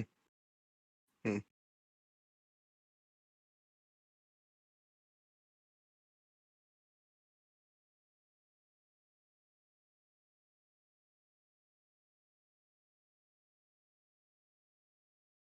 Yeah, I think it would be unwise to. Yeah, actually, Aaron's not going to say anything about this. It's not his place to say anything. Yeah, so he'll just present again. He says, all I'm proposing, gentlemen, is a future, rather than a simple plot to win a war. Anyone can tear things down. It's a bit more involved to build them up.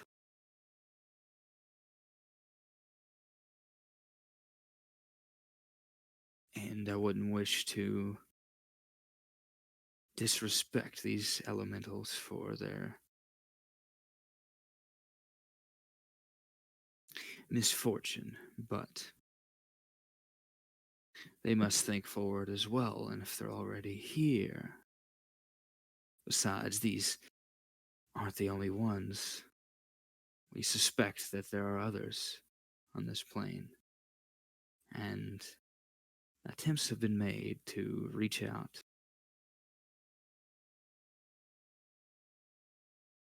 The fuck you say? Oh, yes.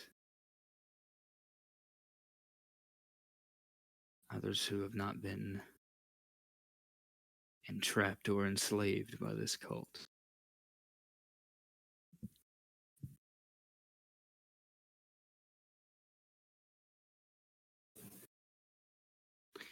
If we could gain their support in this conflict, it would be, well, frankly, it'd be a great asset. Okay, I don't think Fang's smart enough to put this together, but can I like make a roll to put together? Was his fuckers at Shalaya's temple? You can try. I guess it would be probably intelligence, straight intelligence. Seems like they want to do the same thing the cults are doing. You're not for sure. Son of a Probably bitch! not. That's the second Probably not. 9. You're not for sure, but he says, Oh Jesus! We were rolling. I would actually say you would have advantage on that sword because you kind of have an intelligence network. What is going on? Okay, you're still not sure, but you know of at least one elemental that exists independently on this plane, and you know that it's been hinted at that Yeah, the there's one in the another one. islands, right? Yes. I honestly just don't trust this guy for shit.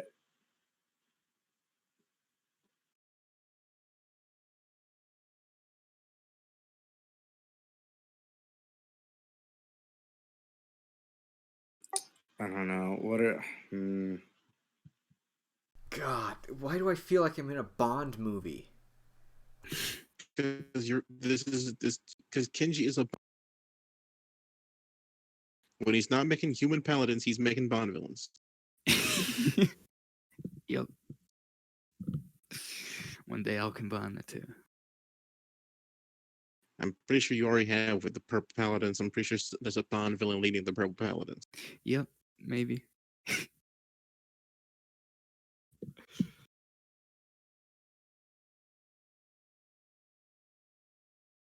Yeah, Aaron's just kind of staring at the rest of you like, what are we doing? I got nothing here. I don't even really belong here. Of course, you all have done enough, and it's well within your rights to refuse and disassociate, in which case we're deeply thankful for your service. And he kind of does a polite bow and says, and it will simply be up to a council vote, if I could so propose one. And the one in the middle kind of raises his hand and waves it as a sign of assent. Obviously, he doesn't like to talk, but it seems to be just signifying, yep, that's what will happen.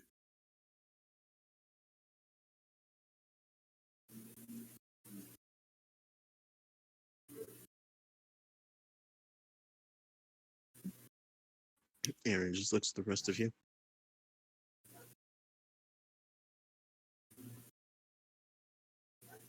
Wait, I thought the guy in the robe was gonna talk. Oh, the one in the middle does not seem to talk. No, he basically confirms that that is what would happen. That's what's going to happen. This is going to be put up to a vote. Either way, but What are the two options? Like, use the elementals as weapons to go to war and destroy Neverwinter, yeah, or our basically, idea, which is like to create an alliance. your idea is to kind of create alliance while you all work as a task force to Yeah, like a take more down the subtle, cult like and yeah, work your like way a more up, subtle right? intelligence approach that doesn't involve like a mass army invasion. Yeah, and his is to basically concentrate multiple things, sort of elementals as weapons. The magical towers and runes that are built along the streets of Neverwinter, things like that, to hit them with a sort of shock and awe tactic and blitz Neverwinter.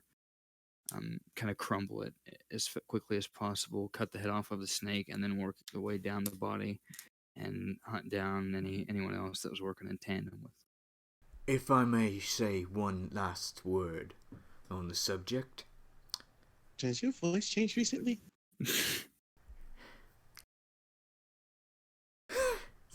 Of course. Sorry, that effed me up. Sorry. Whatever this shadow cabal of city leaders decides to do with dealing with the king and his craziness, one thing you need to remember: if you don't have the people on your side when you do this, they will never forget. The North remembers. Oh Jesus! Hey, Oh hey, God. it fits. Fang, depending on what you're trying to do, roll persuasion or intimidation. Can I get advantage on intimidation because I have intimidating presence? Do you? Level 10, I do. Technically, it's a DC, but it only works on one person. Just for that stupid reference, I'll give you inspiration, so it amounts to the same thing. If you want to use it now, or if you want to save it. I'll use it now for intimidation. Okay. You stink.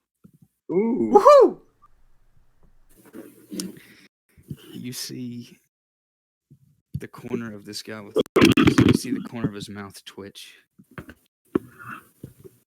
It just happens a couple times, but it twitches and he kind of shifts under his robes. Aaron, you're pretty perceptive, and you can gather that he's not happy about what was just said. And which guy is this? I'll take whatever dragon Pyrrhic mask. victory I can take. The one with the dragon mask that was speaking, and you also see that a couple of people kind of lower their heads that are sitting at the table. And the guy with the dragon mask has to clear his throat a couple times, and he tries to recover and says, "The people of Neverwinter are the people of this realm. And if they can't see what's happening, then we have to present the material for them to understand." Aaron just yawns. This sounds like warmongering. Is this what you all want? To just create mayhem and strife, civil strife? This is supposed to be the end of a cult, not the end of a people, a culture that's uniquely their own. You can still dominate voice. politically without dominating them physically. The lady from earlier speaks again and says, "I have to agree with the bard. He's right, I think, when he says that this does sound particularly violent. Don't you think that perhaps it was simply the fault of throne and whatever binding has been placed on it, combined with someone who was weak to power?" What was that? Wait, so they know the throne's cursed? Well, you told them, right? I assume that you all had divulged the information. Yeah, I was saying that it's either the crown or the throne, or we know both that are cursed. Yeah, I mean, out of character, it's the crown. We saw what the crown did. No, but also we know that the throne. There's something weird about the throne. And this is like the second monarch in the last century to go nuts. Mm-hmm. Actually, isn't he the third? He's the second that you know. Second, okay. Yeah, And so I then, think yeah. I think Necro was trying to say something. I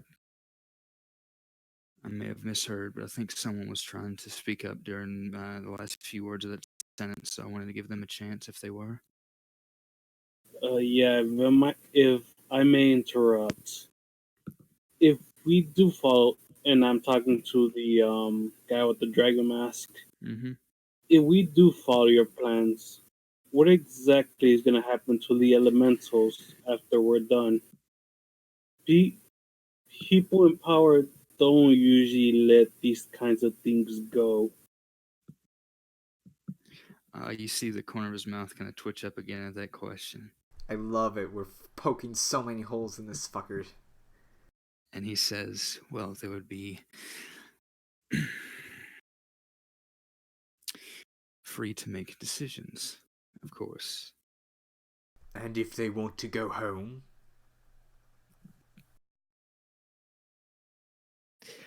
Well, that's their business, isn't it? And I'll be like, and let them speak for themselves. And I'll have Shalaya come out.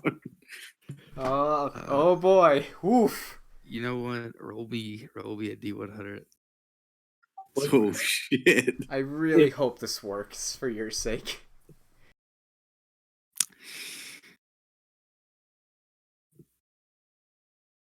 So, Like in a small version of herself, not like her actual size, if she can control that. Not nearly as are you intimidating. asking her a small version? Yeah, I'm asking her to do like an unintimidating size version. Yeah, like the well, size of like with that roll, that's not what happens. Oh shit. You see there's a searing heat, and then all of a sudden there's a flash, and you see Shalai in full glory standing. Oh, it in was fact, a she lower looks roll. about 7 or 8 feet tall, actually, taller than her normal self. She's standing on the middle of the table, directly on this guy's image, and she casts this almost blinding light out, and you can almost hear what sounds like glass shattering as she pushes past whatever it is that's suppressing the magic around you, and suddenly stands in blazing flame on top of this table. Sword, are you saying anything? Or I love how we all just didn't even talk to each other, but we all agreed to put the nobles in their place. She'd be like, listen for yourself. Listen to her words and what this means for all of us, and how important it is that this cult is eliminated and that they return to their realm. So she stands on the table, turns to glance at you, Soren, and you notice a completely alien look in her eyes. Does not look familiar. Ooh, please let me roll insight on it. What the fuck am I doing? Ahead. What Go are you ahead, Fang. Fang. Could this be love? Fang. Buddy. Oh no. I can't recall. Were you there whenever... Were you at the temple? When we first met her? Yes. Yeah. Okay. Now, if you'll recall, there was a statue of someone known as Varashna.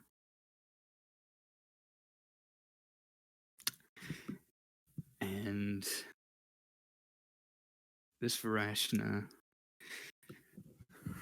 as far as Shalad told you, kind of cuckoo, fire elemental lord. He had a particular look about his eyes, and this is strikingly reminiscent. Oh, I don't like. Oh, it's not Shalaya. It's her in form, but she has an odd look in her eyes. Does it? It looks like her, but something's off. Yeah, sort of like that.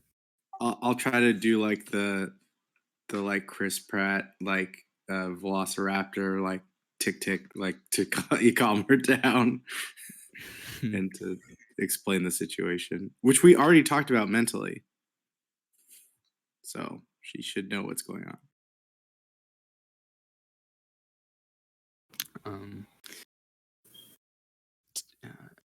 She I'll be just like, turns they mean you no harm. We're trying to just help you turns and each back, other. and this booming voice, it almost hurts your ears. It's so loud. Sounds not. I mean, it's from her, but it's so loud and so encompassing around the room that it's hard to even really tell that it comes from her without focusing. And it's a voice that you can only describe as deep, not like a deep pitch, but it's like something, the sounds that only could come from the core of an earth, and resonates and says, I am Megara the Inferno, Oh shit. Dawn Titan. Your people, Earthlings, called me once, and when I rose from my slumber, merely the blink of my eyes collapsed your city of Neverwinter. And when some fools come knocking again, fools who have turned the Lord of Fire in on himself, you propose to join in their sacrilege. Several stand with me. Akazar, Pillar of Wrath, Roar and Blazing Fury, beings of power and flame, beings of creation and destruction, far beyond that which you have ever imagined. And should you encroach upon the freedom of any of our vassals or creatures, small to large, those even of the other planes for your mortal games, know this: we will awaken. And you all are greeted with, it's not so much an image as it is a full vision, but it seems to be centered on the table. And you see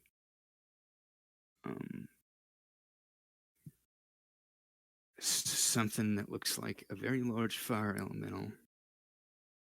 Very large, impossibly large. Smoldering black pits for eyes, and uncountable amount of limbs that lash out like tendrils of fire. Next to him stands another being of fire, humanoid, but their skin seems like cooling lava. They have the head and tail of a dragon. They seem to be forming into a star brighter than even the sun. And on the other side is someone, another being of fire, a column of fire like a tornado, burns so hot that nearby images of red dragons are being burned, and out of this tornado of fire, a great lance of flame forms, and the other, the one with the dragonoid head and tail, grasps it. And it's enough to kind of shake most of you all in your boots. It's just overwhelming power, and despite the fact that it's sort of a vision, you feel an uncomfortable level of heat. And then with that, it's gone, and you feel a faint light return to your medallion, Soren. Did Yeah, Shalia's great fucking granddad just smack this shit down? Yeah, the fire elemental pillarman basically just... Yeah, Jesus, it's like Quite some literally. serious shit. So we really need to stop them from trying to bind elementals, huh? So that's why we we need to do our plan. Any thoughts? You see, I just like when the Are vision we face goes, immediately "Nice talking arrested to because we you." broke the magic barrier? They never it's said still- that we couldn't use magic. it's still there. Hey, that You all fucker was still using feel the magic all day. pressure. You all still feel the pressure. It's still there, but Did you hear you're me? pretty sure what happened is that in there, pushing to manifest through Shalana, they punched a hole in it large enough for her to manifest. Normally, it would have been a small manifestation, probably, but there was enough juice, I guess, gas added to the fire. Excuse the analogy to make it a little more intimidating. The magic barrier is still there, but you see, he can't really hide it anymore. This person with the dragon mask, this expression of rage washes over their face,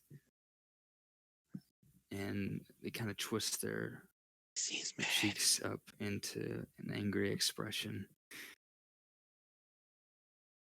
Then he takes a deep breath, calms himself, and slowly returns to a neutral expression and says,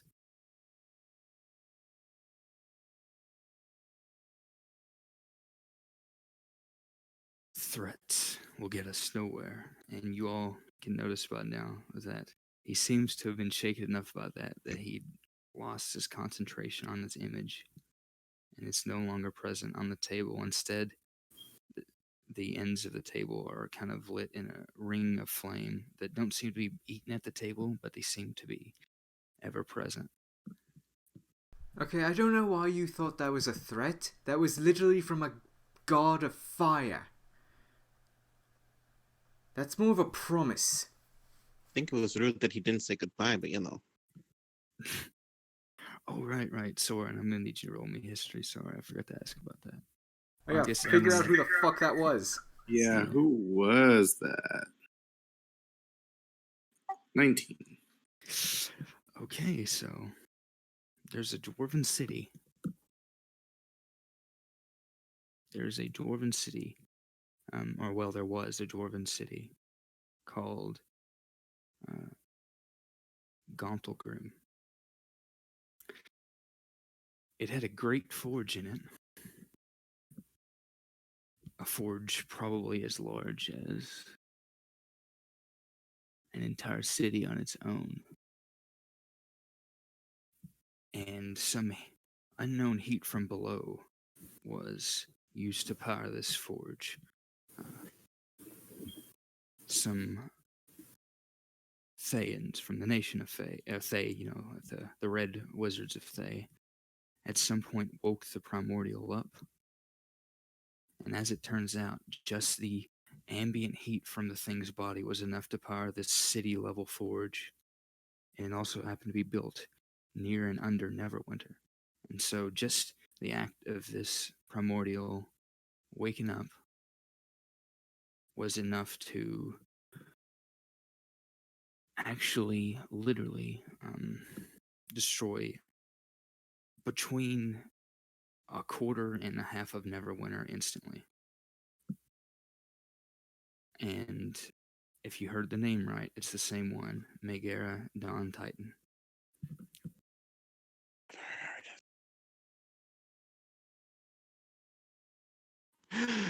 Never heard of it. So that's what you know, Soren. Oh yeah, it's just Megara the Dawn Titan. I don't think he's one you should be actually messing with. So, just saying is. I mean, I've never encountered that creature before, but wouldn't want to upset the primordial plane. Fire I plane. wasn't joking. When he left, I said in Primordial, "Nice talking to you." Nice. So the one with the scarred up, burned arm that seemed neutral the entire time, after a silence, he's the first to stand. And he says, "There's no question then. Your display was not persuasive." And he you can't see his face, but you can almost feel the kind of death glare that he gives the guy in the dragon mask, and he says, "I cast my vote in support of Shadowlight." Um, and and several more come as the one in the middle finally rises and, with a very Gandalf Merlin-esque voice, states, "The council has spoken.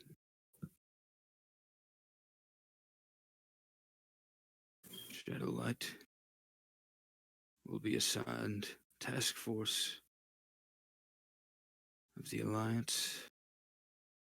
Talks will begin with Baldur's Gate. A treaty will be drafted." By the way, Um, guy, I whispered to the group. By the way, guys, it's a really dumb fucking name. Who thought of it?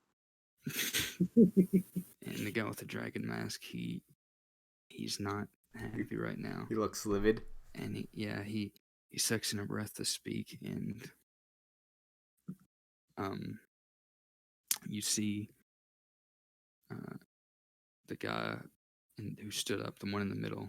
He very slightly just shift. You can't actually see him move his hand, but you see like a shift in the sleeve of his robe, and then you see the guy with the dragon mask's mouth clamped shut, and without a word being spoken, he returns to his seat. May I also suggest that you all make peace with the wizards in the southern regions. Maybe they stay in secret, but utilize their skills in learning more and combating the dragon cult. Additionally, there may be some druid groves that could be of assistance, and some elves as well, even though they're having their own civil issues. Druid, the lady who seemed to be supporting you from the start, Soren, she asks,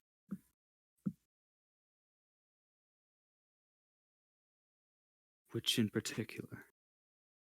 I'll tell them about the ones that we saved.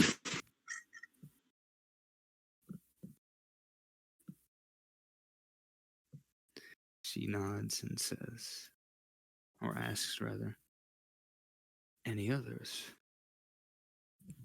Ooh, should we mention Tyann? And that's Who? up to you and Lawrence, because you two are the only two who know about it. Tyann. Yeah, you two are the only two who know about them Yeah, that's in this group. entirely up to you guys. Did you mention him then? Or was that- Lawrence, what do you think? Could he be helpful?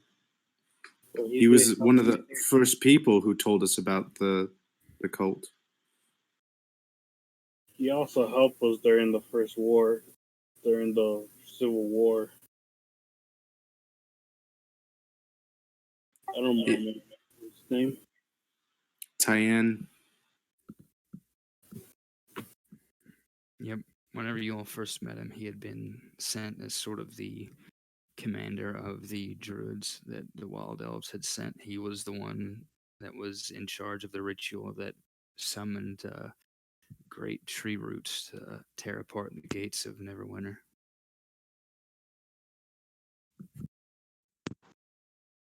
And he charged through the breach as a bear afterward and followed you all up to the bridge. The visions that he gave us initially, I forget. Did they include parts of this chaotic stuff that's happening? Oh, are you talking about the visions you got at the Circle of Swords, Druids? Yeah. Yeah. Tyan wasn't there, but Oh yeah, that's right. yeah. So Gwyneth and Sith. Well, Sith is nowhere to be found, but Gwyneth, the unconscious elven lady who still has yet to wake up, who you also pulled from the cave, she was there at the time. And Oh, yeah. presumably she's being cared for right now still, but she has yet to wake up, and you recall that she helped you along, and you had spoken to some sort of tree spirit. And when you received the visions,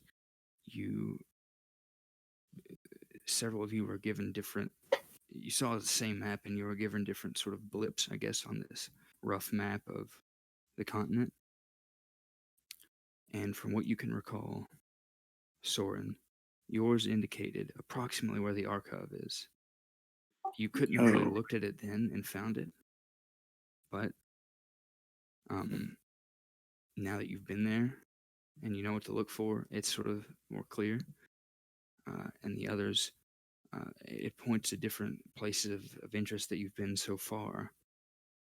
However, you don't know the current state of that, and you were never able to get any follow up on those visions. But one of them was a little farther eastward, and it was sort of inland.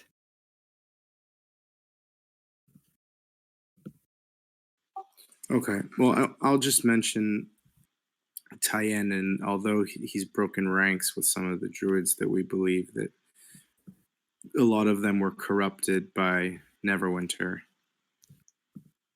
and that we could utilize the other side, the true believers, to our advantage. Of course, as much of an advocate as anyone when it comes to peace with the wizards, she says. But they will rightfully have some reservations, no doubt. We would need to appoint someone as an emissary. Fortunately, it seems most of the practitioners have fled the city. We know some down in Baldur's Gate, people who could be good representatives, trustworthy. And They from want the Waterdeep. same. What?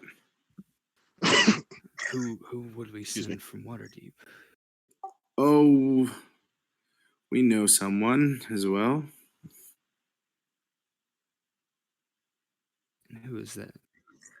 I don't think they'd be like to be revealed, but Are you still about to ask? You mean the big bug bit? No, I'm kidding. Just out him right then and there. actually, I'm confusing that guy with Uric Verilius. Yeah, Everett Verilius is the one in Baldur's Gate. Bellum is the cranky old wizard that wanted the fire salts. He's still in Waterdeep because he's Yeah, too stubborn to leave. Yeah, Bellum. Yeah.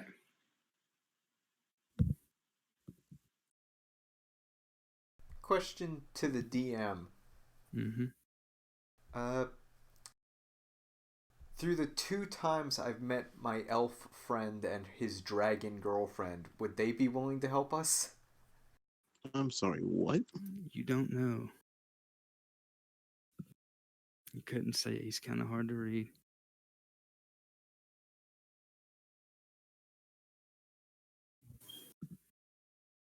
I figured I'd ask. I mean, it's hard to be sure, but you can probably give it like a Wait, 50 or Remen's in this 60. game? Stop. No evidence. No evidence, but that's another discussion. You'd say you're probably like 60% sure that he would throw in. I mean, he probably wouldn't have any personal stake in it, but he seems to have a good head on his shoulders for the most part. And hey, I've been invited to cook for that dragon lady. Maybe I can convince her with a 10-course meal.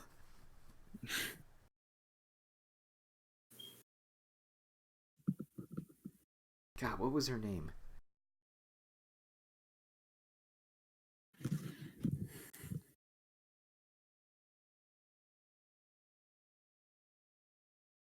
So we have Bellum here in Waterdeep, and you get cut off when you say that. And, well, not cut off, but you can hear. It's kind of hard, but she makes some kind of weird sound that sounds like something between a snort and a laugh whenever you mention that name.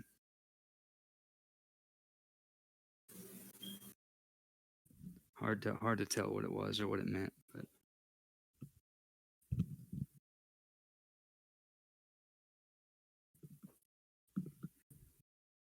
and she says, that old goat is still in Waterdeep. Well, he's not in Waterdeep, but he's not out of Waterdeep. Semantics. He travels and can be in many places very quickly. Oh, yes, I know him well.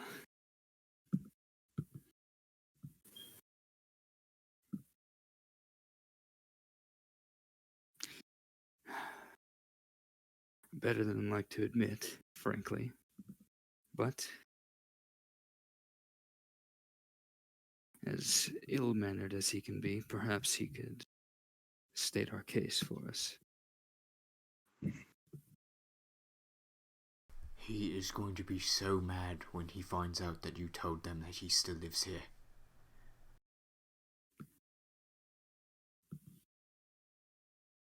So mad. Did you whisper that, Fang, or did you say Yes, it that's why I went like. That's why I Okay. tried to whisper in person. I probably Okay, I should have wasn't said sure. it in person. But He's probably gonna still be mad.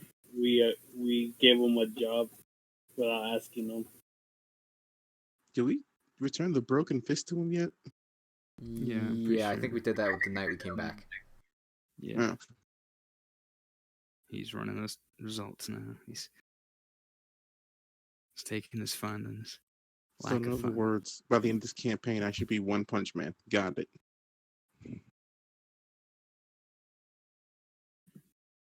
You've spent Don't 10 ignore levels me. so far asking for a kill myself and whoever I'm targeting button, so hey.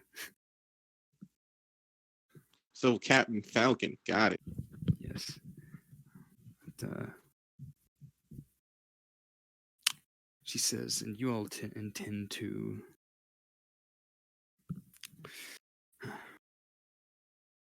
work against this cult. Could you at least tell us what your first lead will be?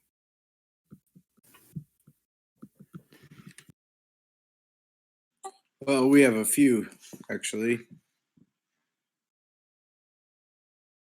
There's another elemental out there. It's best to get it before the cult gets to it. I'm sure we'll encounter them on the way. Whenever you say that, you just see the Ghana Dragon Mask shake his head and throw his hands up in the air. Like, okay. He just glares at you. If we're talking about who we think we're talking about, I don't think he's gonna be that helpful. The guy in the islands, the Earth Yeah, element. I don't think Tempest is gonna. Oh, Earth. First off, Tempest. We'll say, nah, he ain't gonna be that helpful. This is But- all out of character. I'm not saying this in front of what's this. No, do it. Say it in front, please. Please do. Isn't what's his name? Fang's girlfriend out there too? Yeah, and a relic. Don't remind me. And a relic of the fish. Yeah, it's like a lot of things that we need to do is Are out literally there, on so- the one island we need to go to. Yeah, there's like a Slowly lot of but shit. surely moving away from the shit I want to do. Always. Hint, hint. One of the places that he saw in a vision was inland. I mean, obviously we can do that, but I thought we all made a promise to Fang that we'd go find his Yeah, girlfriend. I know. That's what I mean. It's like it just so happened. It's like, yeah, the next thing we do is gonna be Aaron. It's like my girlfriend's off Triangle Alley. God, In case damn you it. guys We haven't had this noticed conversation at the campfire. In case you guys haven't noticed, this campaign has been a Cupid shuffle. Okay, we only been moving in cardinal directions. You've been moving north and south this whole time, and now it's finally time to go east and west. Yep, exactly. You're not even wrong. Listen, Hey, I David, suggested we go east or west. They're like, nah, son, we're still going north and south. I'm like, okay. I just like the Sword Coast, man. So what are we doing? We're going to an island to rescue a centaur. A centaur? What? Yeah. Yeah, Yeah, and Fang's if you're girlfriend. nice, maybe I can persuade her to cut some of her hair to get you those haste shoes. That's weird. Is that how that I- works? That was Out of character- that was when you fuckers asked the shopkeep if they could make that shit. That's when this all started. Look, out of character. I don't want anything to do with your kinky centaur sex life. All right, that's not. Has nothing to do with me. Aaron just knows that something needs to be killed on that island. So If some of you could have, if you have any of you have contacts in Neverwinter, if we could extract a man named Newmore, he had part in making the throne and might know the tricks about it in order to deactivate its power. Okay, let me double check and make sure that the name I'm is. so close to being like, I can ask my mother. Okay, yeah. Newmore. And the one in the dragon mask raises a hand and says, "Believe I'm well equipped to deal with that."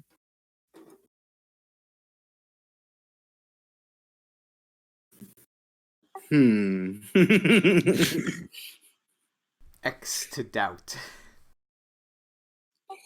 Uh, we have an ally that we rely on as well.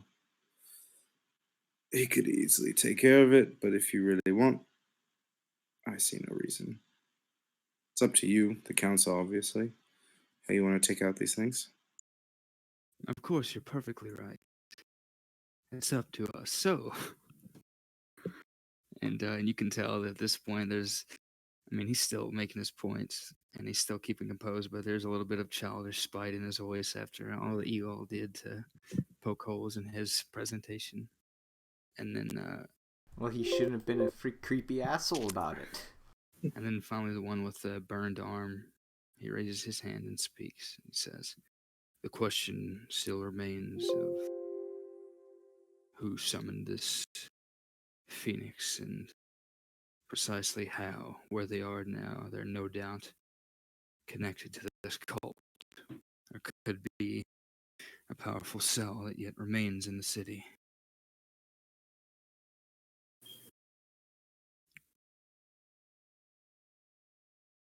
Well, I guess that'll be our first task. It's taking care of that. If you've business elsewhere, then we'll do the legwork. But at some point, it would be best to call upon your party for such a task.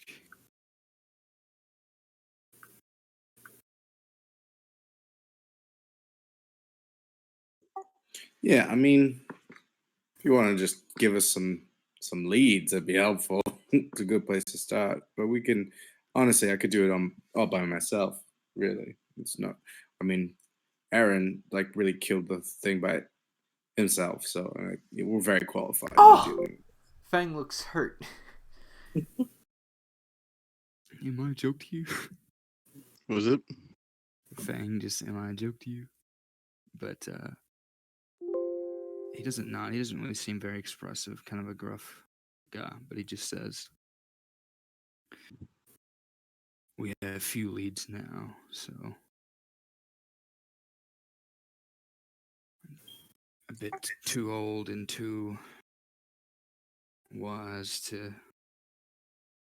and too stubborn, really, to delegate, so I'll lead the investigation myself. If I find anything, I'll come to you." Yeah, you can send us a message. I'll find you. I forget. We have like a like a front right to where our secret entrance is. We own that. So just say leave a message there, and we'll get back to Why you. would you?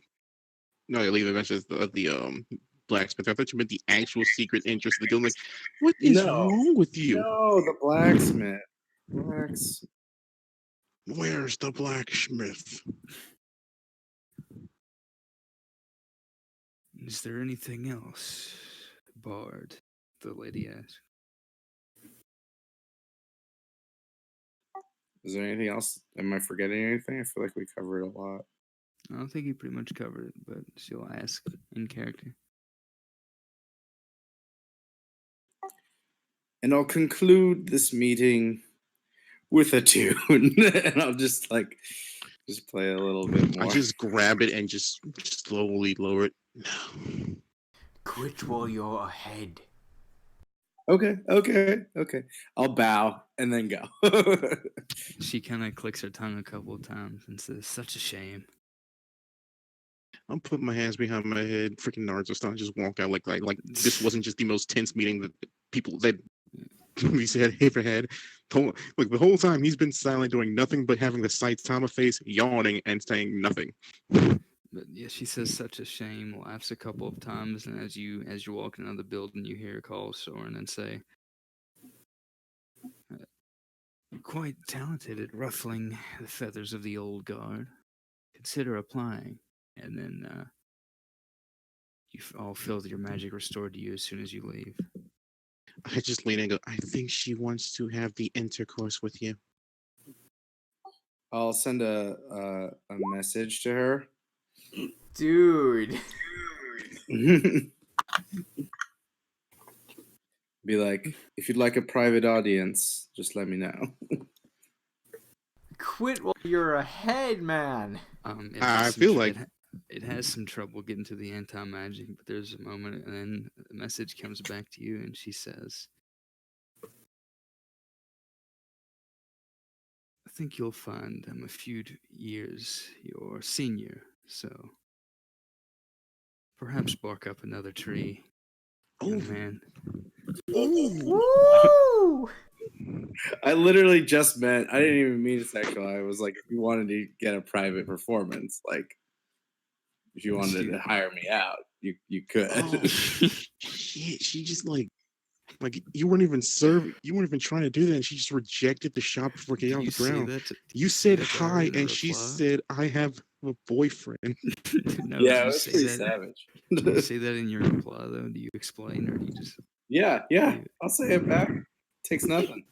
There's actually a laughter in the message, and she says, "Oh, I've been alive for far too long not to take my chances to jest and poke and prod where I can. Unfortunately, my love for music is not so great as it once was, and I've got a full plate now, but perhaps one day you'll be able to liven up the court a bit. The council is oh so geriatric at times, as hypocritical as it may seem." I understand your reasoning. Well, hopefully one day we'll both be on there together and, make real change for the people and for the city. Of course, nothing. This old witch hasn't been trying for years now. Hey! How many spell slots do you have? We're full. It's messages a cantrip. Hey, Soren, I wrote a song while you were singing that. It's called Let's Go Already. Oh, we're walking away. You only have a certain range on that, my dude. You'd have to stay within 120 feet of the door.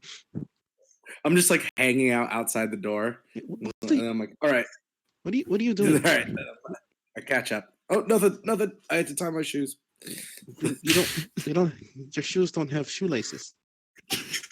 I mean, my belt was needed adjustment. All right, let's go. Oversight, insight. Exactly. I was Sword thinking of about Omens, it too. Like, give me sight beyond sight. I was thinking about it, but is Aaron that petty to waste oversight on just to see, like, Yes, I am. Just foresight. If a creature sees on this saving throw, you cannot use this ability against that creature again until you complete. I can use it against another creature. Yeah, so you can't use it against the same creature. I don't know if it actually gives you. Oh no, that just be normal insight. Yeah. I mean, if you want to, insight, deception, you all can contest it. That's up to you. That's gonna be interesting because he's got deception at the wazoo. Yeah, he's beat me. I rolled a freaking 11.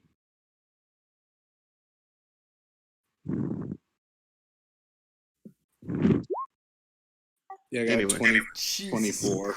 You know that his belt is finally attached now that he has adjusted it so he's probably telling the truth. Why was your belt loose? I don't care. Just walks away. Just bards. I'll ask Babe what she thought about all that bullshit. She lets out kind of a dreamy sigh and says, just like home. Yikes. Just But with freaking. far less. Now that is a statement. You just. But with Yikes. far less. Well, usually. Oh, no, that's not important. And she falls silent. What? What? Hmm? What's not important? Oh, I was going to say it's similar. We have meetings and councils and courts all the times with our noble, but usually there are a few creatures on icy stakes, that sort of thing. Mother has odd taste and decor as do most of the winter court. I see. Okay. Aaron's gonna walk out. What are we doing now?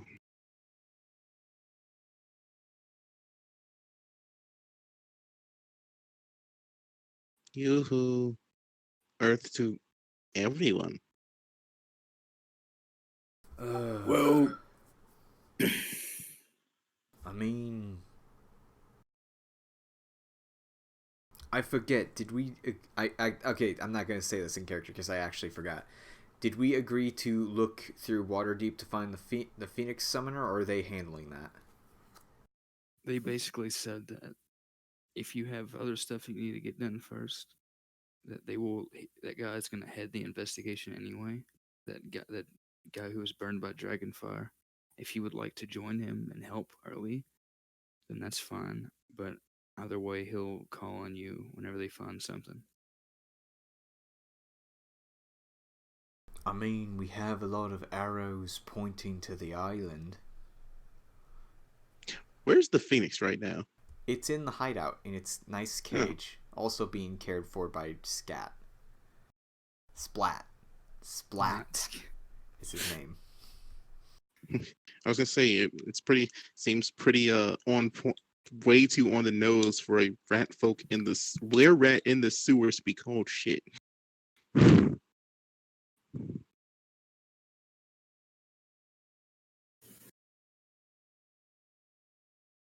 Do you want to go collect the bird? Yes, of course I want to collect my bird.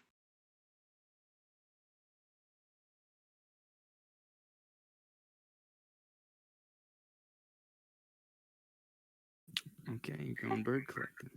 so I'll let you guys know on that there's something in the archives that I need to go look at, but it's not immediately important. But I do have to meet with Thalos, my mentor, by the end of the week. I'm sure it'll be around the area. Yeah, sure But don't care. it probably has a lot to do with the cult, actually.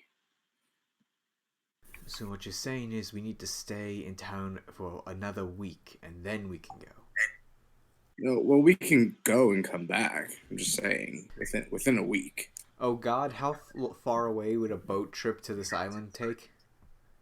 Counting getting back, probably, yeah, more than a week. I will say this What though. if we cast haste on the boat? Yes, technically, Selen didn't say the meeting was set up for the week. He said you'll probably have spoken with him by the time the week's out, so you can take that how you will. But Well, he can get a message to me, I'm sure, anywhere. Meanwhile, I'm showing the Phoenix to the fire genasi that's working in the what's it called? The fuck, my brain's not working. has his blacksmith shop. The smith, yeah, the smithery, yeah, the smith. You see 100 bad ideas run through their mind in half a second of what they could do with Phoenix, Buddy, and the Fire Ganassi. Oh, jeez, it's like a freaking cop movie. It just slowly steps away from her. She threw your head.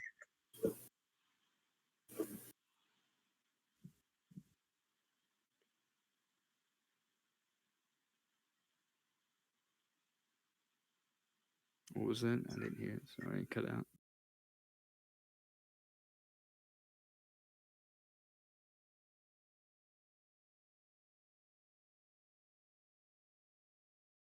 It for the simple point of freaking planar binding freaking fire genasi to help forge.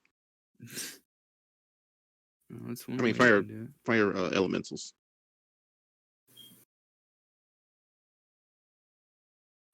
Like she work a deal out with them, then they help her forge, and then they leave. Hey, whatever you gotta do.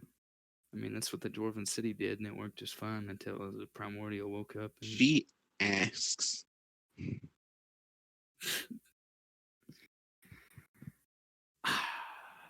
Anyway.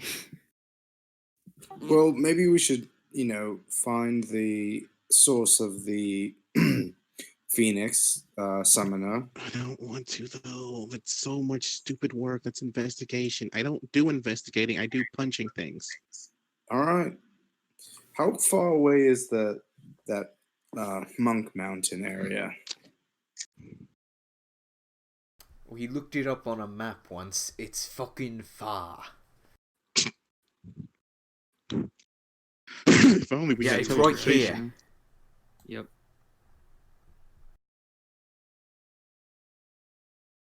It's up in the Star Mounts. You know what's really messed up? We probably could have accidentally ended up there when we were in the Winterfell. We could have. The court of the Winterfell, because You that's could have probably just where we asked. were. See, you should have asked, and she would have made you a deal. You would have been able Dude, to get I there already instantly. knew that's where we were. And I'm like, I'm not making a deal with her. Why not? I don't trust her. I think you guys are giving Faye a bad rap. Faye give Faye a bad rap. We were literally told not to make deals with them. That's the NPC, but the DM's telling you to make a deal. It's fine. No, it's even worse. I've already made a deal with one of them. Yes, approximately. Yeah, and so did I. So here's what that Monk Mountain is, and around here is where you presume the island is. It's not actually charted anywhere. Yes, but if I remember correctly, through some random bullshit, I found out that the Fishman's artifact is on the same island with them, if I remember right. Yeah, so basically what had happened I is have a compass. He pointed you toward an island. Once you found that knife and the shipwreck, and then later through other means, the divination wizard told you that someone had embarked with the artifact and the centaur heading in that direction. So, I mean, wait, it's just with the general trend of things, you figured it's probably not a coincidence. Yeah. Wait, when you mean artifact, were you referring to the item my character was rewarded, or the Fishman? Yes, the item that your character was promised. Okay. Sorry, we used artifact to describe multiple things in that sentence. Yeah, they're technically both kind of artifacts. Well, assuming you trust the Fishman. The only thing he's been halfway lying to us about is his relationship with Tempest. Or His Leviathan. relationship with the elementals. Like, what the fuck's going on there? Yeah, him and Leviathan don't seem to get along like well, but we can't. But even though I got a freaking natural 20, I still can't figure out what they're doing. Did They just Shalaya won't ever talk about it. comment on this fucker? I don't think so. Okay, what are we You can doing? always ask her. Well, we got one they're not on speaking terms. The other laughed at its face. I'm not summoning it right now. We have too much important shit going on.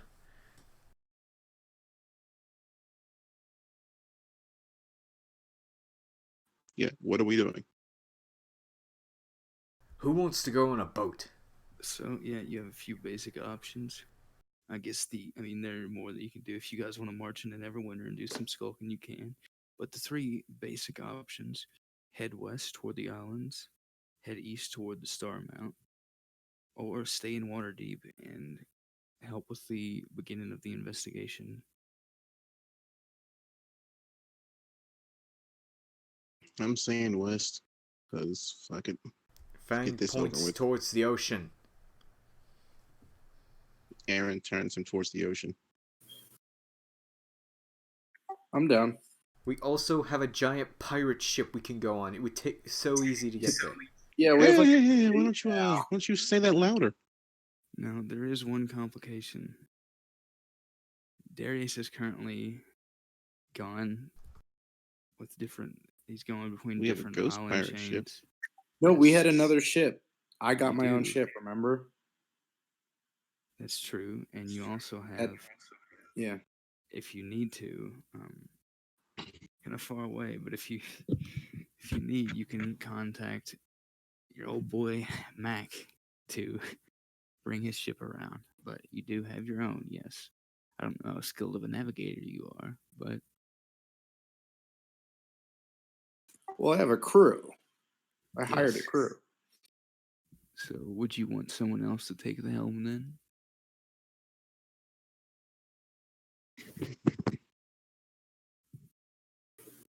Yeah, looking at my survival check, yeah, for sure. All right. So the I mean, we current don't know. plan. Taz might know a drow who might be good at that. I don't fucking know. Does Taz want to leave his You can always blacksmithy look. and Yes. go? You can always look around the city if you're trying to find a particular Also, captain or Taz might pilot. know a drow. That was literally part of his backstory originally. Kind of part of his backstory. Yeah, kind of. It was part of his, where are they now after the freaking war?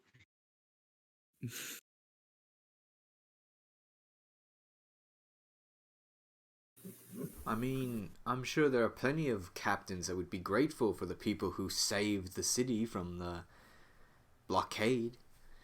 At this point, Aaron's just walked away. They're not giving him. He knows they're going west, and so he's going to go see what's his name. Taz. What? Going west to see who? I, I'm going to see the Magic Man. Oh, Bellum. The Magic Man. That's the magic man. Kefalus? Oh, Exactly. unless you mean Holofarin, the elf. Bellum. I don't care. It's just yeah, Bellum. I'm just giving Kenji a hard time. I mean, you're the magic See. man, really, How am I the Magic Man? because you're an elf. That doesn't mean I can do magic. It's Yes, racist. it does. It's racist, sir. I don't know. Anything more than human is a little too magic for my taste. So. But it is. Says the guy who plays half dragon characters. Oh no, he plays a human. Lawrence is the one who plays. I'm 90% sure he's gonna turn into a dragon. No. He banged a dragon. His child is gonna be a dragon. This Half conversation is over. Moving on. dragon. My god, that All right, anyway. campaign's full of dragons. Yeah, it is. All kinds of dragons. So you can find Bellum pretty easily. Him and his awakened rat assistant are toying with something.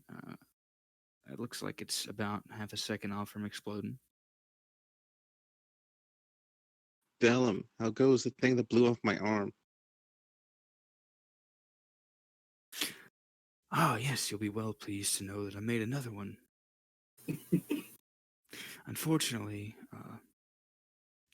it created a sort of anti-gravity field which we've not yet learned how to reverse. So don't step over there. And he points in his little, pocket dimension, I guess you could say. He points to a place So where you're a bunch telling- of trees and things have been ripped up, and there's a lake the water's been drained and pulled into the sky and all that. That's interesting. It happens. I send, I send my freaking astral projection arm up there to see what happens. You begin to be pulled toward it like you're hanging onto a balloon. No, no, no, no.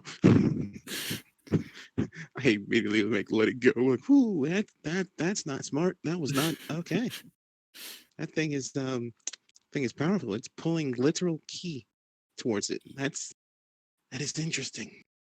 Yes, on a side note, I can still water my plants from here, and you see that there are some potted plants that have been pulled out in the air. He waves a hand, speaks something that sounds like some weird amalgamation of a couple languages, and you see water appear from nowhere, and it gets sucked up into the anti-gravitational field and waters the plants and douses them. Huh.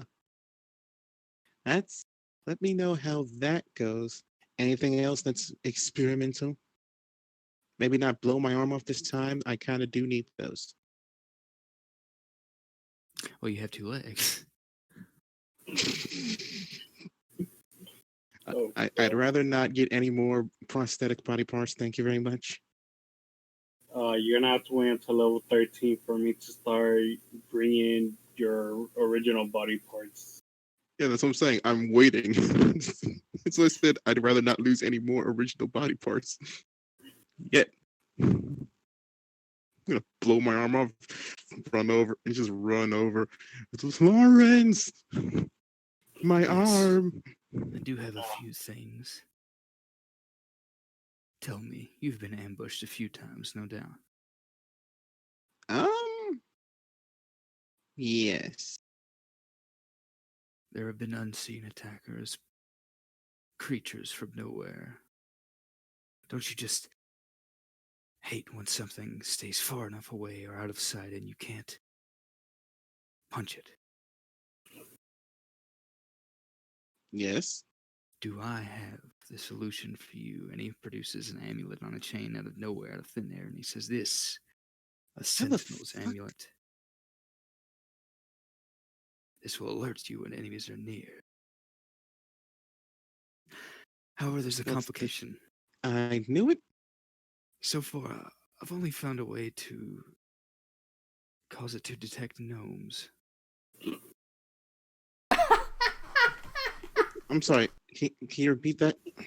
Gnomes, you know. Uh, No. Spencer? Not, And you see um, the rat kind of, he runs over and he makes a couple sounds, like he kind of waves his tail back and forth, and an illusion of a gnome appears before you. And he says, "Gnomes." yeah, I know what gnomes are. I'm just saying that's oddly specific.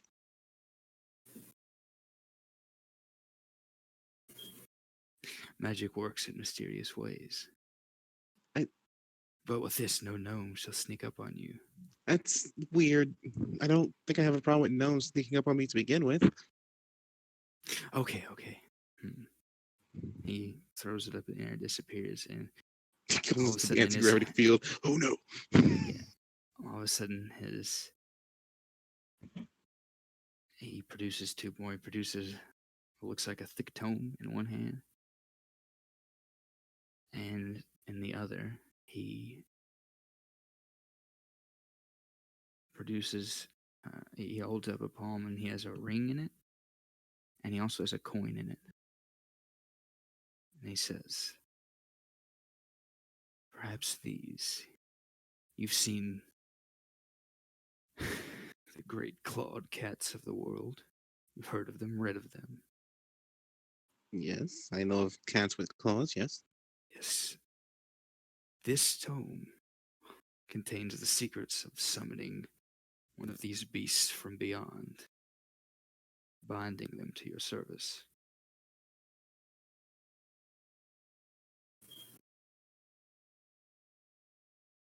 He flips the page, and it seems to be regular depiction of a regular house cat. And he says, "Unfortunately, it does not seem to be able to leave the tome. It rests upon it like a bed, and if removed, it disappears back to the realm from which it came." This guy's gonna make. He's gonna accidentally make a knife that if you throw it will cause a freaking world to split in two. Yeah, probably.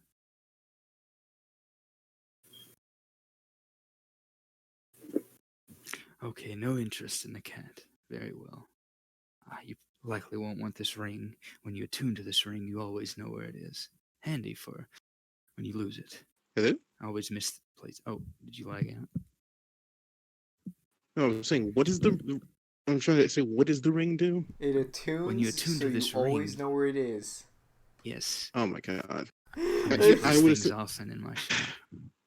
no. I was talking about not the tome. I was trying to figure out the tome. So you put it allows you to control cats, but the cats can't leave the tome. No. You summon a cat from beyond, but it cannot leave the tome. It lays upon it like a bed, and if removed, it disappears. That's odd. How to use it as a sentry. Tell you that.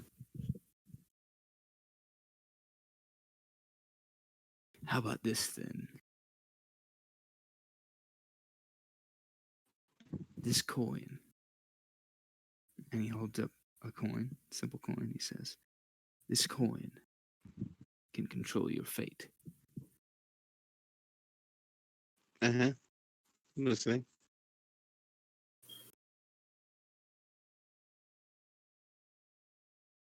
This coin will always land on heads. Okay, that's actually something we can use.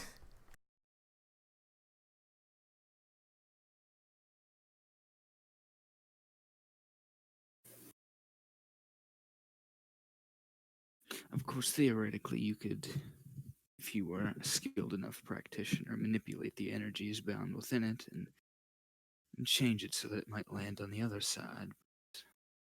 This would take a bit of time.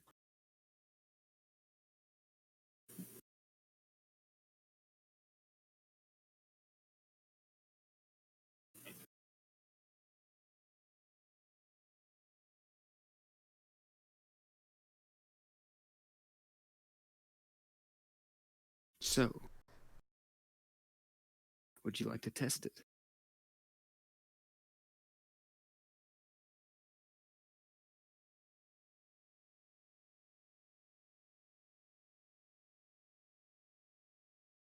Hello? Hello?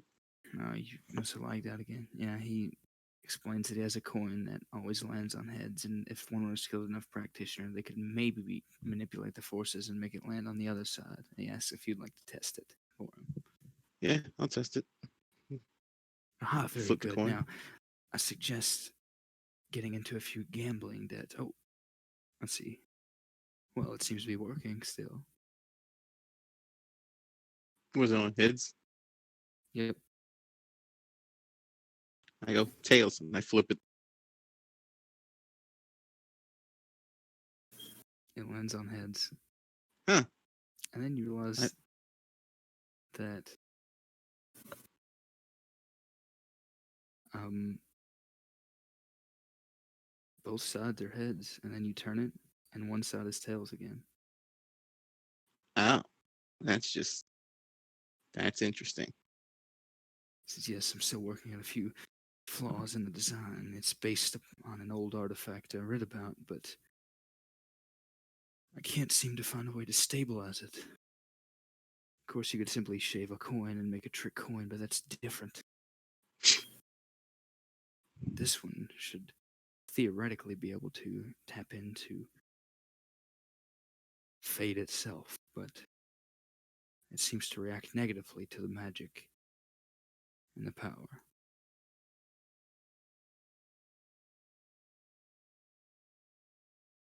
Huh. So out of character, what does that mean? It means he's trying to turn it into an actual magical item, but he can't seem to figure out how to do it. It actually transmutes the shape of the coin rather than act as a trick coin.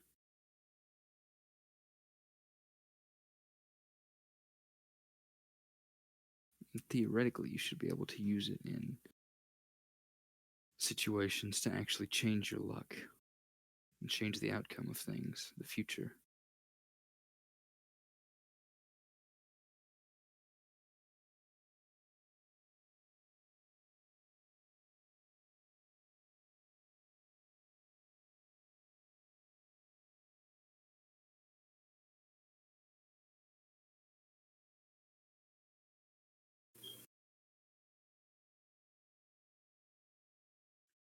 You're gonna tell him about his position, his possible position on What? the.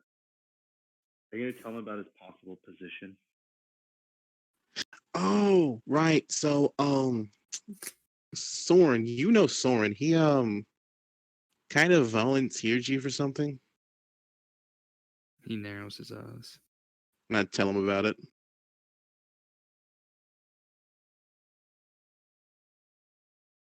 The council did this. Yep. Again, I want to point out it was Soren who brought up your name. Who You know, on the council did this? Who when the suggested council this? when the council suggested it. What? Technically, the council didn't suggest it. It was Soren, wasn't it?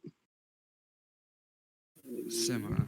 He mentioned the name, and then that one lady A lady. mentioned Was it the laughing anyone. lady? Yeah. Was it the lady who laughed a lot? Was it a laugh or a cackle? It was a pretty much a cackle, wasn't it? More Yeah, I'm like pretty sure it nails was a on cackle. chalkboard. I don't know if I'm pretty sure that's referencing something I'm not saying. I'm like, I think it was a cackle. It was a cackle, wasn't it? He just shakes his head a bunch. Do you know her?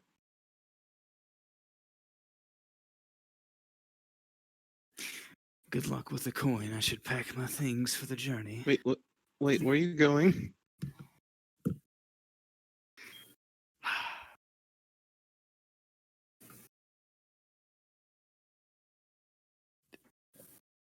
To a She, meeting, apparently. I imagine I'll be sent south. Oh, again, it was Soren who brought your name up. Throwing that Oh, out there. believe me, Soren is not the issue here. Oh, you two have some. So you and her have some kind of history.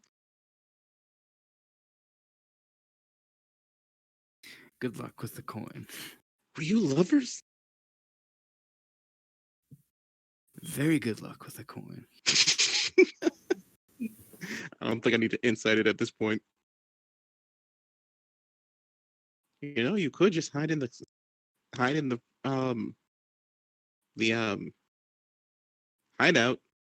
Oh no, or in that your wouldn't pocket work. dimension. Huh? We designed a tracking spell. Oh, so she can track you. Mm. Ooh, that's awkward. But if she could track you, then why hasn't she used it before? I don't think either of us are very interested in talking again. Huh. We learned wizardry together, but I shouldn't say any more. She is, after all, on the council. That would compromise her identity. Not that she makes much of an effort to hide it.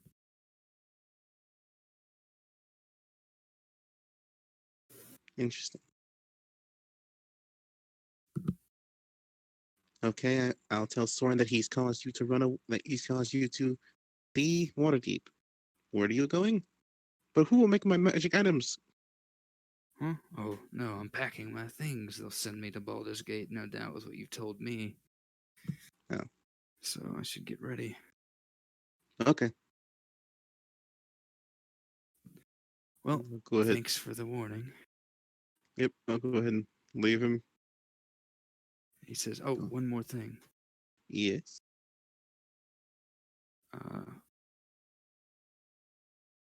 Be careful at the door. Make sure something doesn't fall. At the door? Hmm. I'm very wary of his door now. Yeah, if you go to the doorway and look up, like directly above the doorway, Mm. there are a bunch of weapons, sharp weapons, stuck to the ceiling, pointing down, and a bunch of shattered metal. And Why? I had some of those suits of armor put in as decoration, you know? The anti gravity field complicated some things. They did look very Oh, good at the door, but I managed to okay. neutralize the pocket down here, but I can't very well neutralize the area above without, you know. Got it. I say, and I slowly leave, making sure to keep an eye on the sharp metal objects. You close the door and you're suddenly not no longer in the outdoors or in a large area. You're no longer in the lab. Now you're just outside of his tire, and you have That a lucky coin cool. I'm gonna go find the group, go catch up with the group, I guess, because I've got nothing better to or do. coin of certainty. You can mark it as if you put the Coin of true meaning. certainty. Yes.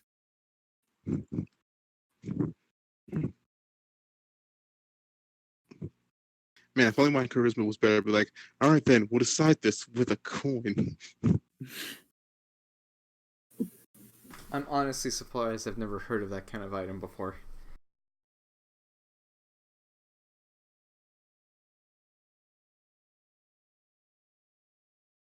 All right, I guess I'm heading back to the group. All right. Nothing really else. Unless there's Everybody anything else. reunites. Hmm? I said everybody reunites. Anything else before you all prepare to embark on your journey west? I mean, I'm assuming I found the captain or something. Would you have wanted to ask Taz for his contact, or are you trying to find a sort of a Yeah, generic I'll ask hireling? Task. Taz. Because they're, yeah, okay. If you want to ask, I was asking just because Soren could just hire a generic hireling if he'd prefer, but That's true. Me. Oh yeah. I guess it's Soren's call. I mean, I could just use the order for them to hook me up with like a trustworthy guy. Wow, you saying Taz's people ain't trustworthy? Wow. I What mean, would he say if he knew? I don't know them. Technically, don't know the people the order are sending. Just throwing that out there. Technically, that is true. But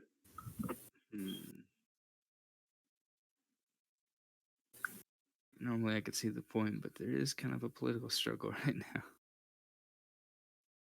oh yeah.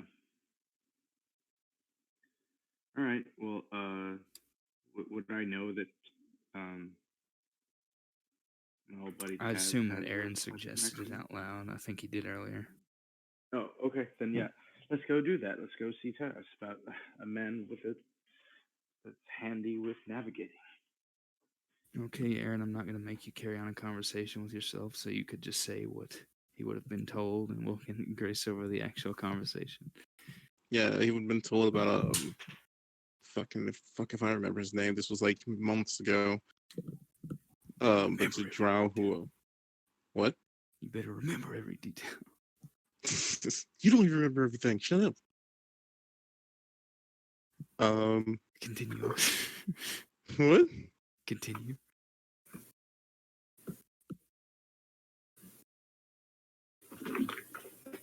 But there's a drow named Igris who usually handles the more, how do you say, um shady parts of what they do, Mm-hmm. i.e., the lumberers guild or whatever the hell that was hiding the sewers and everything. Sellers and plumbers guild. Yeah, the plumbers guild. He kind of handles certain things with that when it needs to be done, but he seems he's very good at survival. Yeah. Okay, yeah. Safe to Good. say he's picked up some navigational skills. Yep. Okay, yeah. Taz would be able to locate him as far as I understand it relatively, right? So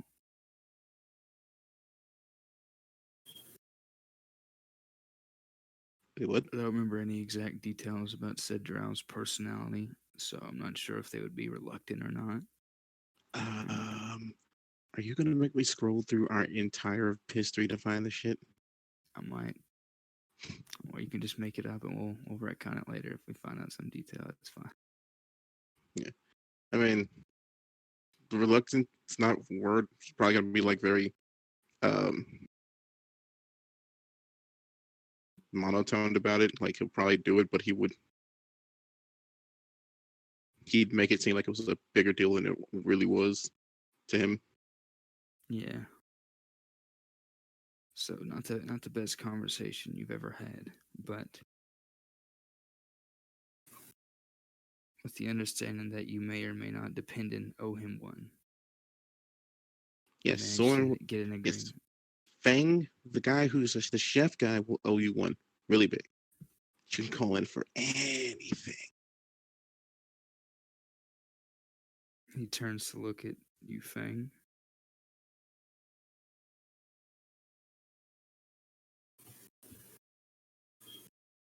I turn to look at Fang. I'm sorry, I actually did miss what you said. Of course you did. Now, I heard my character's name, but then I heard the word Orcs. anything. That's it.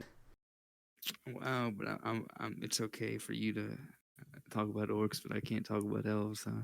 Yeah, exactly. But yes, Aaron said that whenever this drow mentioned that you'd owe him one, you all would owe him one for navigating. Aaron suggested that Fang would be the person that he call in the debt with. I mean, this is for Fang. I mean, it could be the group. I'm just saying Fang would owe you one. Fang is all. Fang would do almost anything. Makes sense. Oh yeah, Fang, are you wearing an eye patch or you just have your head bandaged because of Lawrence's treatment? Like, probably both, but once it gets to the point where it's healthy.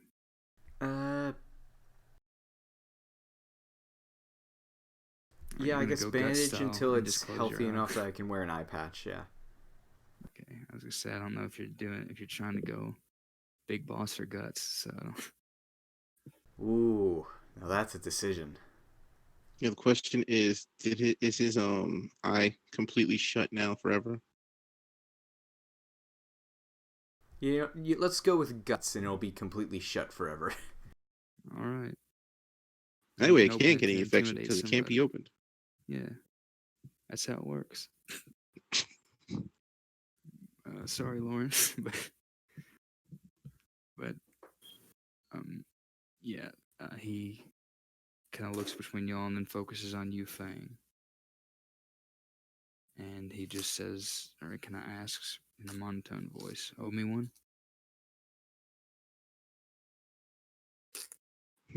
Aaron says the same thing. Owe him one. Yes, sure. Why not? Now you're Where's the British again. boat? I don't understand. Where's the boat? Now I look at Soren. Sorry, what? Jesus Christ, people. He asks where the boat is, the drow. Oh, I mean, wherever it is, I don't like. It's at the docks, right? He's asking which one it is so he can go get ready. But What's the name of the boat, Soren? yeah, Soren, you get to name it. Oh shit! Yeah, I don't remember doing that. I don't believe you ever named it. I don't know. Golden Finch. It works. The Golden Finch. He is directed toward it, and he, without any real fanfare, any further ado, heads off. Any other business in Waterdeep?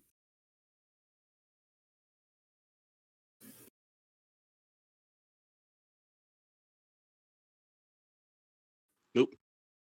All right. Nope. Fine. Fang. Me?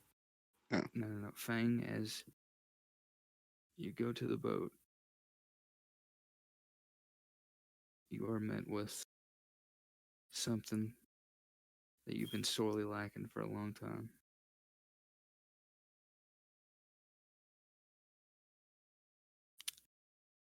The same sort of preservation techniques that were on that cart have been placed here. And despite the fact that it's the ship, because it's high end, and because of course Soren's not going to let it go, you know, unfurnished, there's actual fresh ingredients to use in your cooking adventures. So the cart has been redeemed. oh, great! The card is back. In spirit, the cart is back. What do you mean the cart is back? It's still in water deep. What are you talking about? It's not Still broken. there, but similar preservation techniques have been used for a section of the ship, and it actually houses some fresh ingredients. Oh God, we're on the going, Mary. No. So welcome to Berserk the campaign, where half of it is spent on a boat. You at least will have some decent food to eat, presumably, unless Fang misses because of depth perception and Fang will need to doesn't learn calculate. his depth perception. So you all have giant tomatoes the whole time. Okay, he manages a pretty good meal to get you all cooked off, and you are kicked off, not cooked off. Freudian slip still works, and you head toward the sea with full bellies. Is there anything else you all would like to take care of? If not, we will call it, and we'll resume next Gonna, time with sailing. gonna go I back sing to a sea shanty. Which gonna one? go back to meditating. What kind of sea shanty are you singing here? I don't know, like one from Assassin's Creed Black Flag. Nice. And Aaron, as you go to meditate, you feel something cold on your neck. Like, look behind me. Anything back there?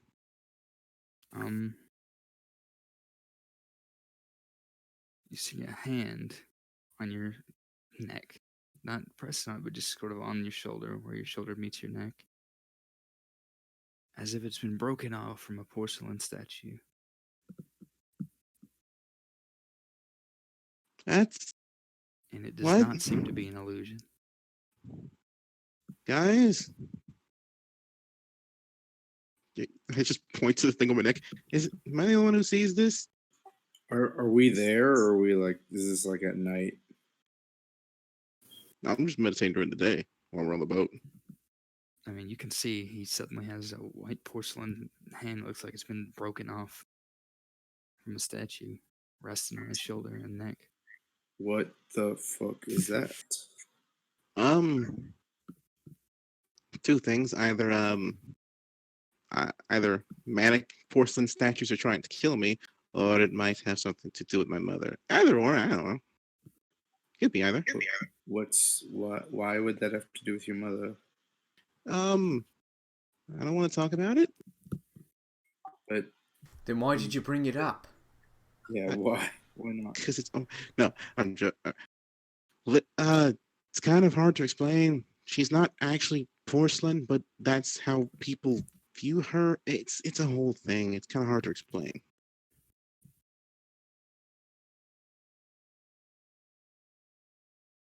I'll explain it to them when we give them the time next week, or if given the time.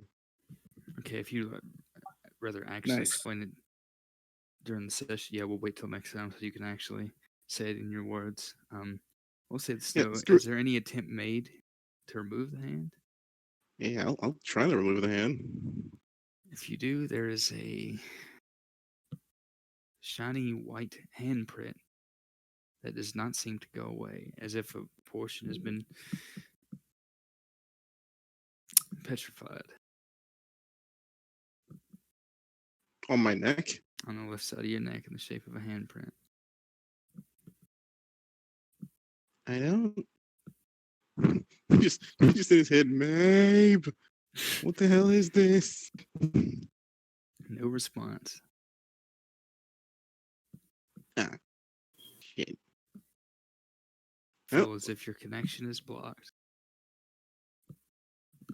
Well, I And if you mean, try to go into that mental world, so to speak, you just are met with the image of a locked door.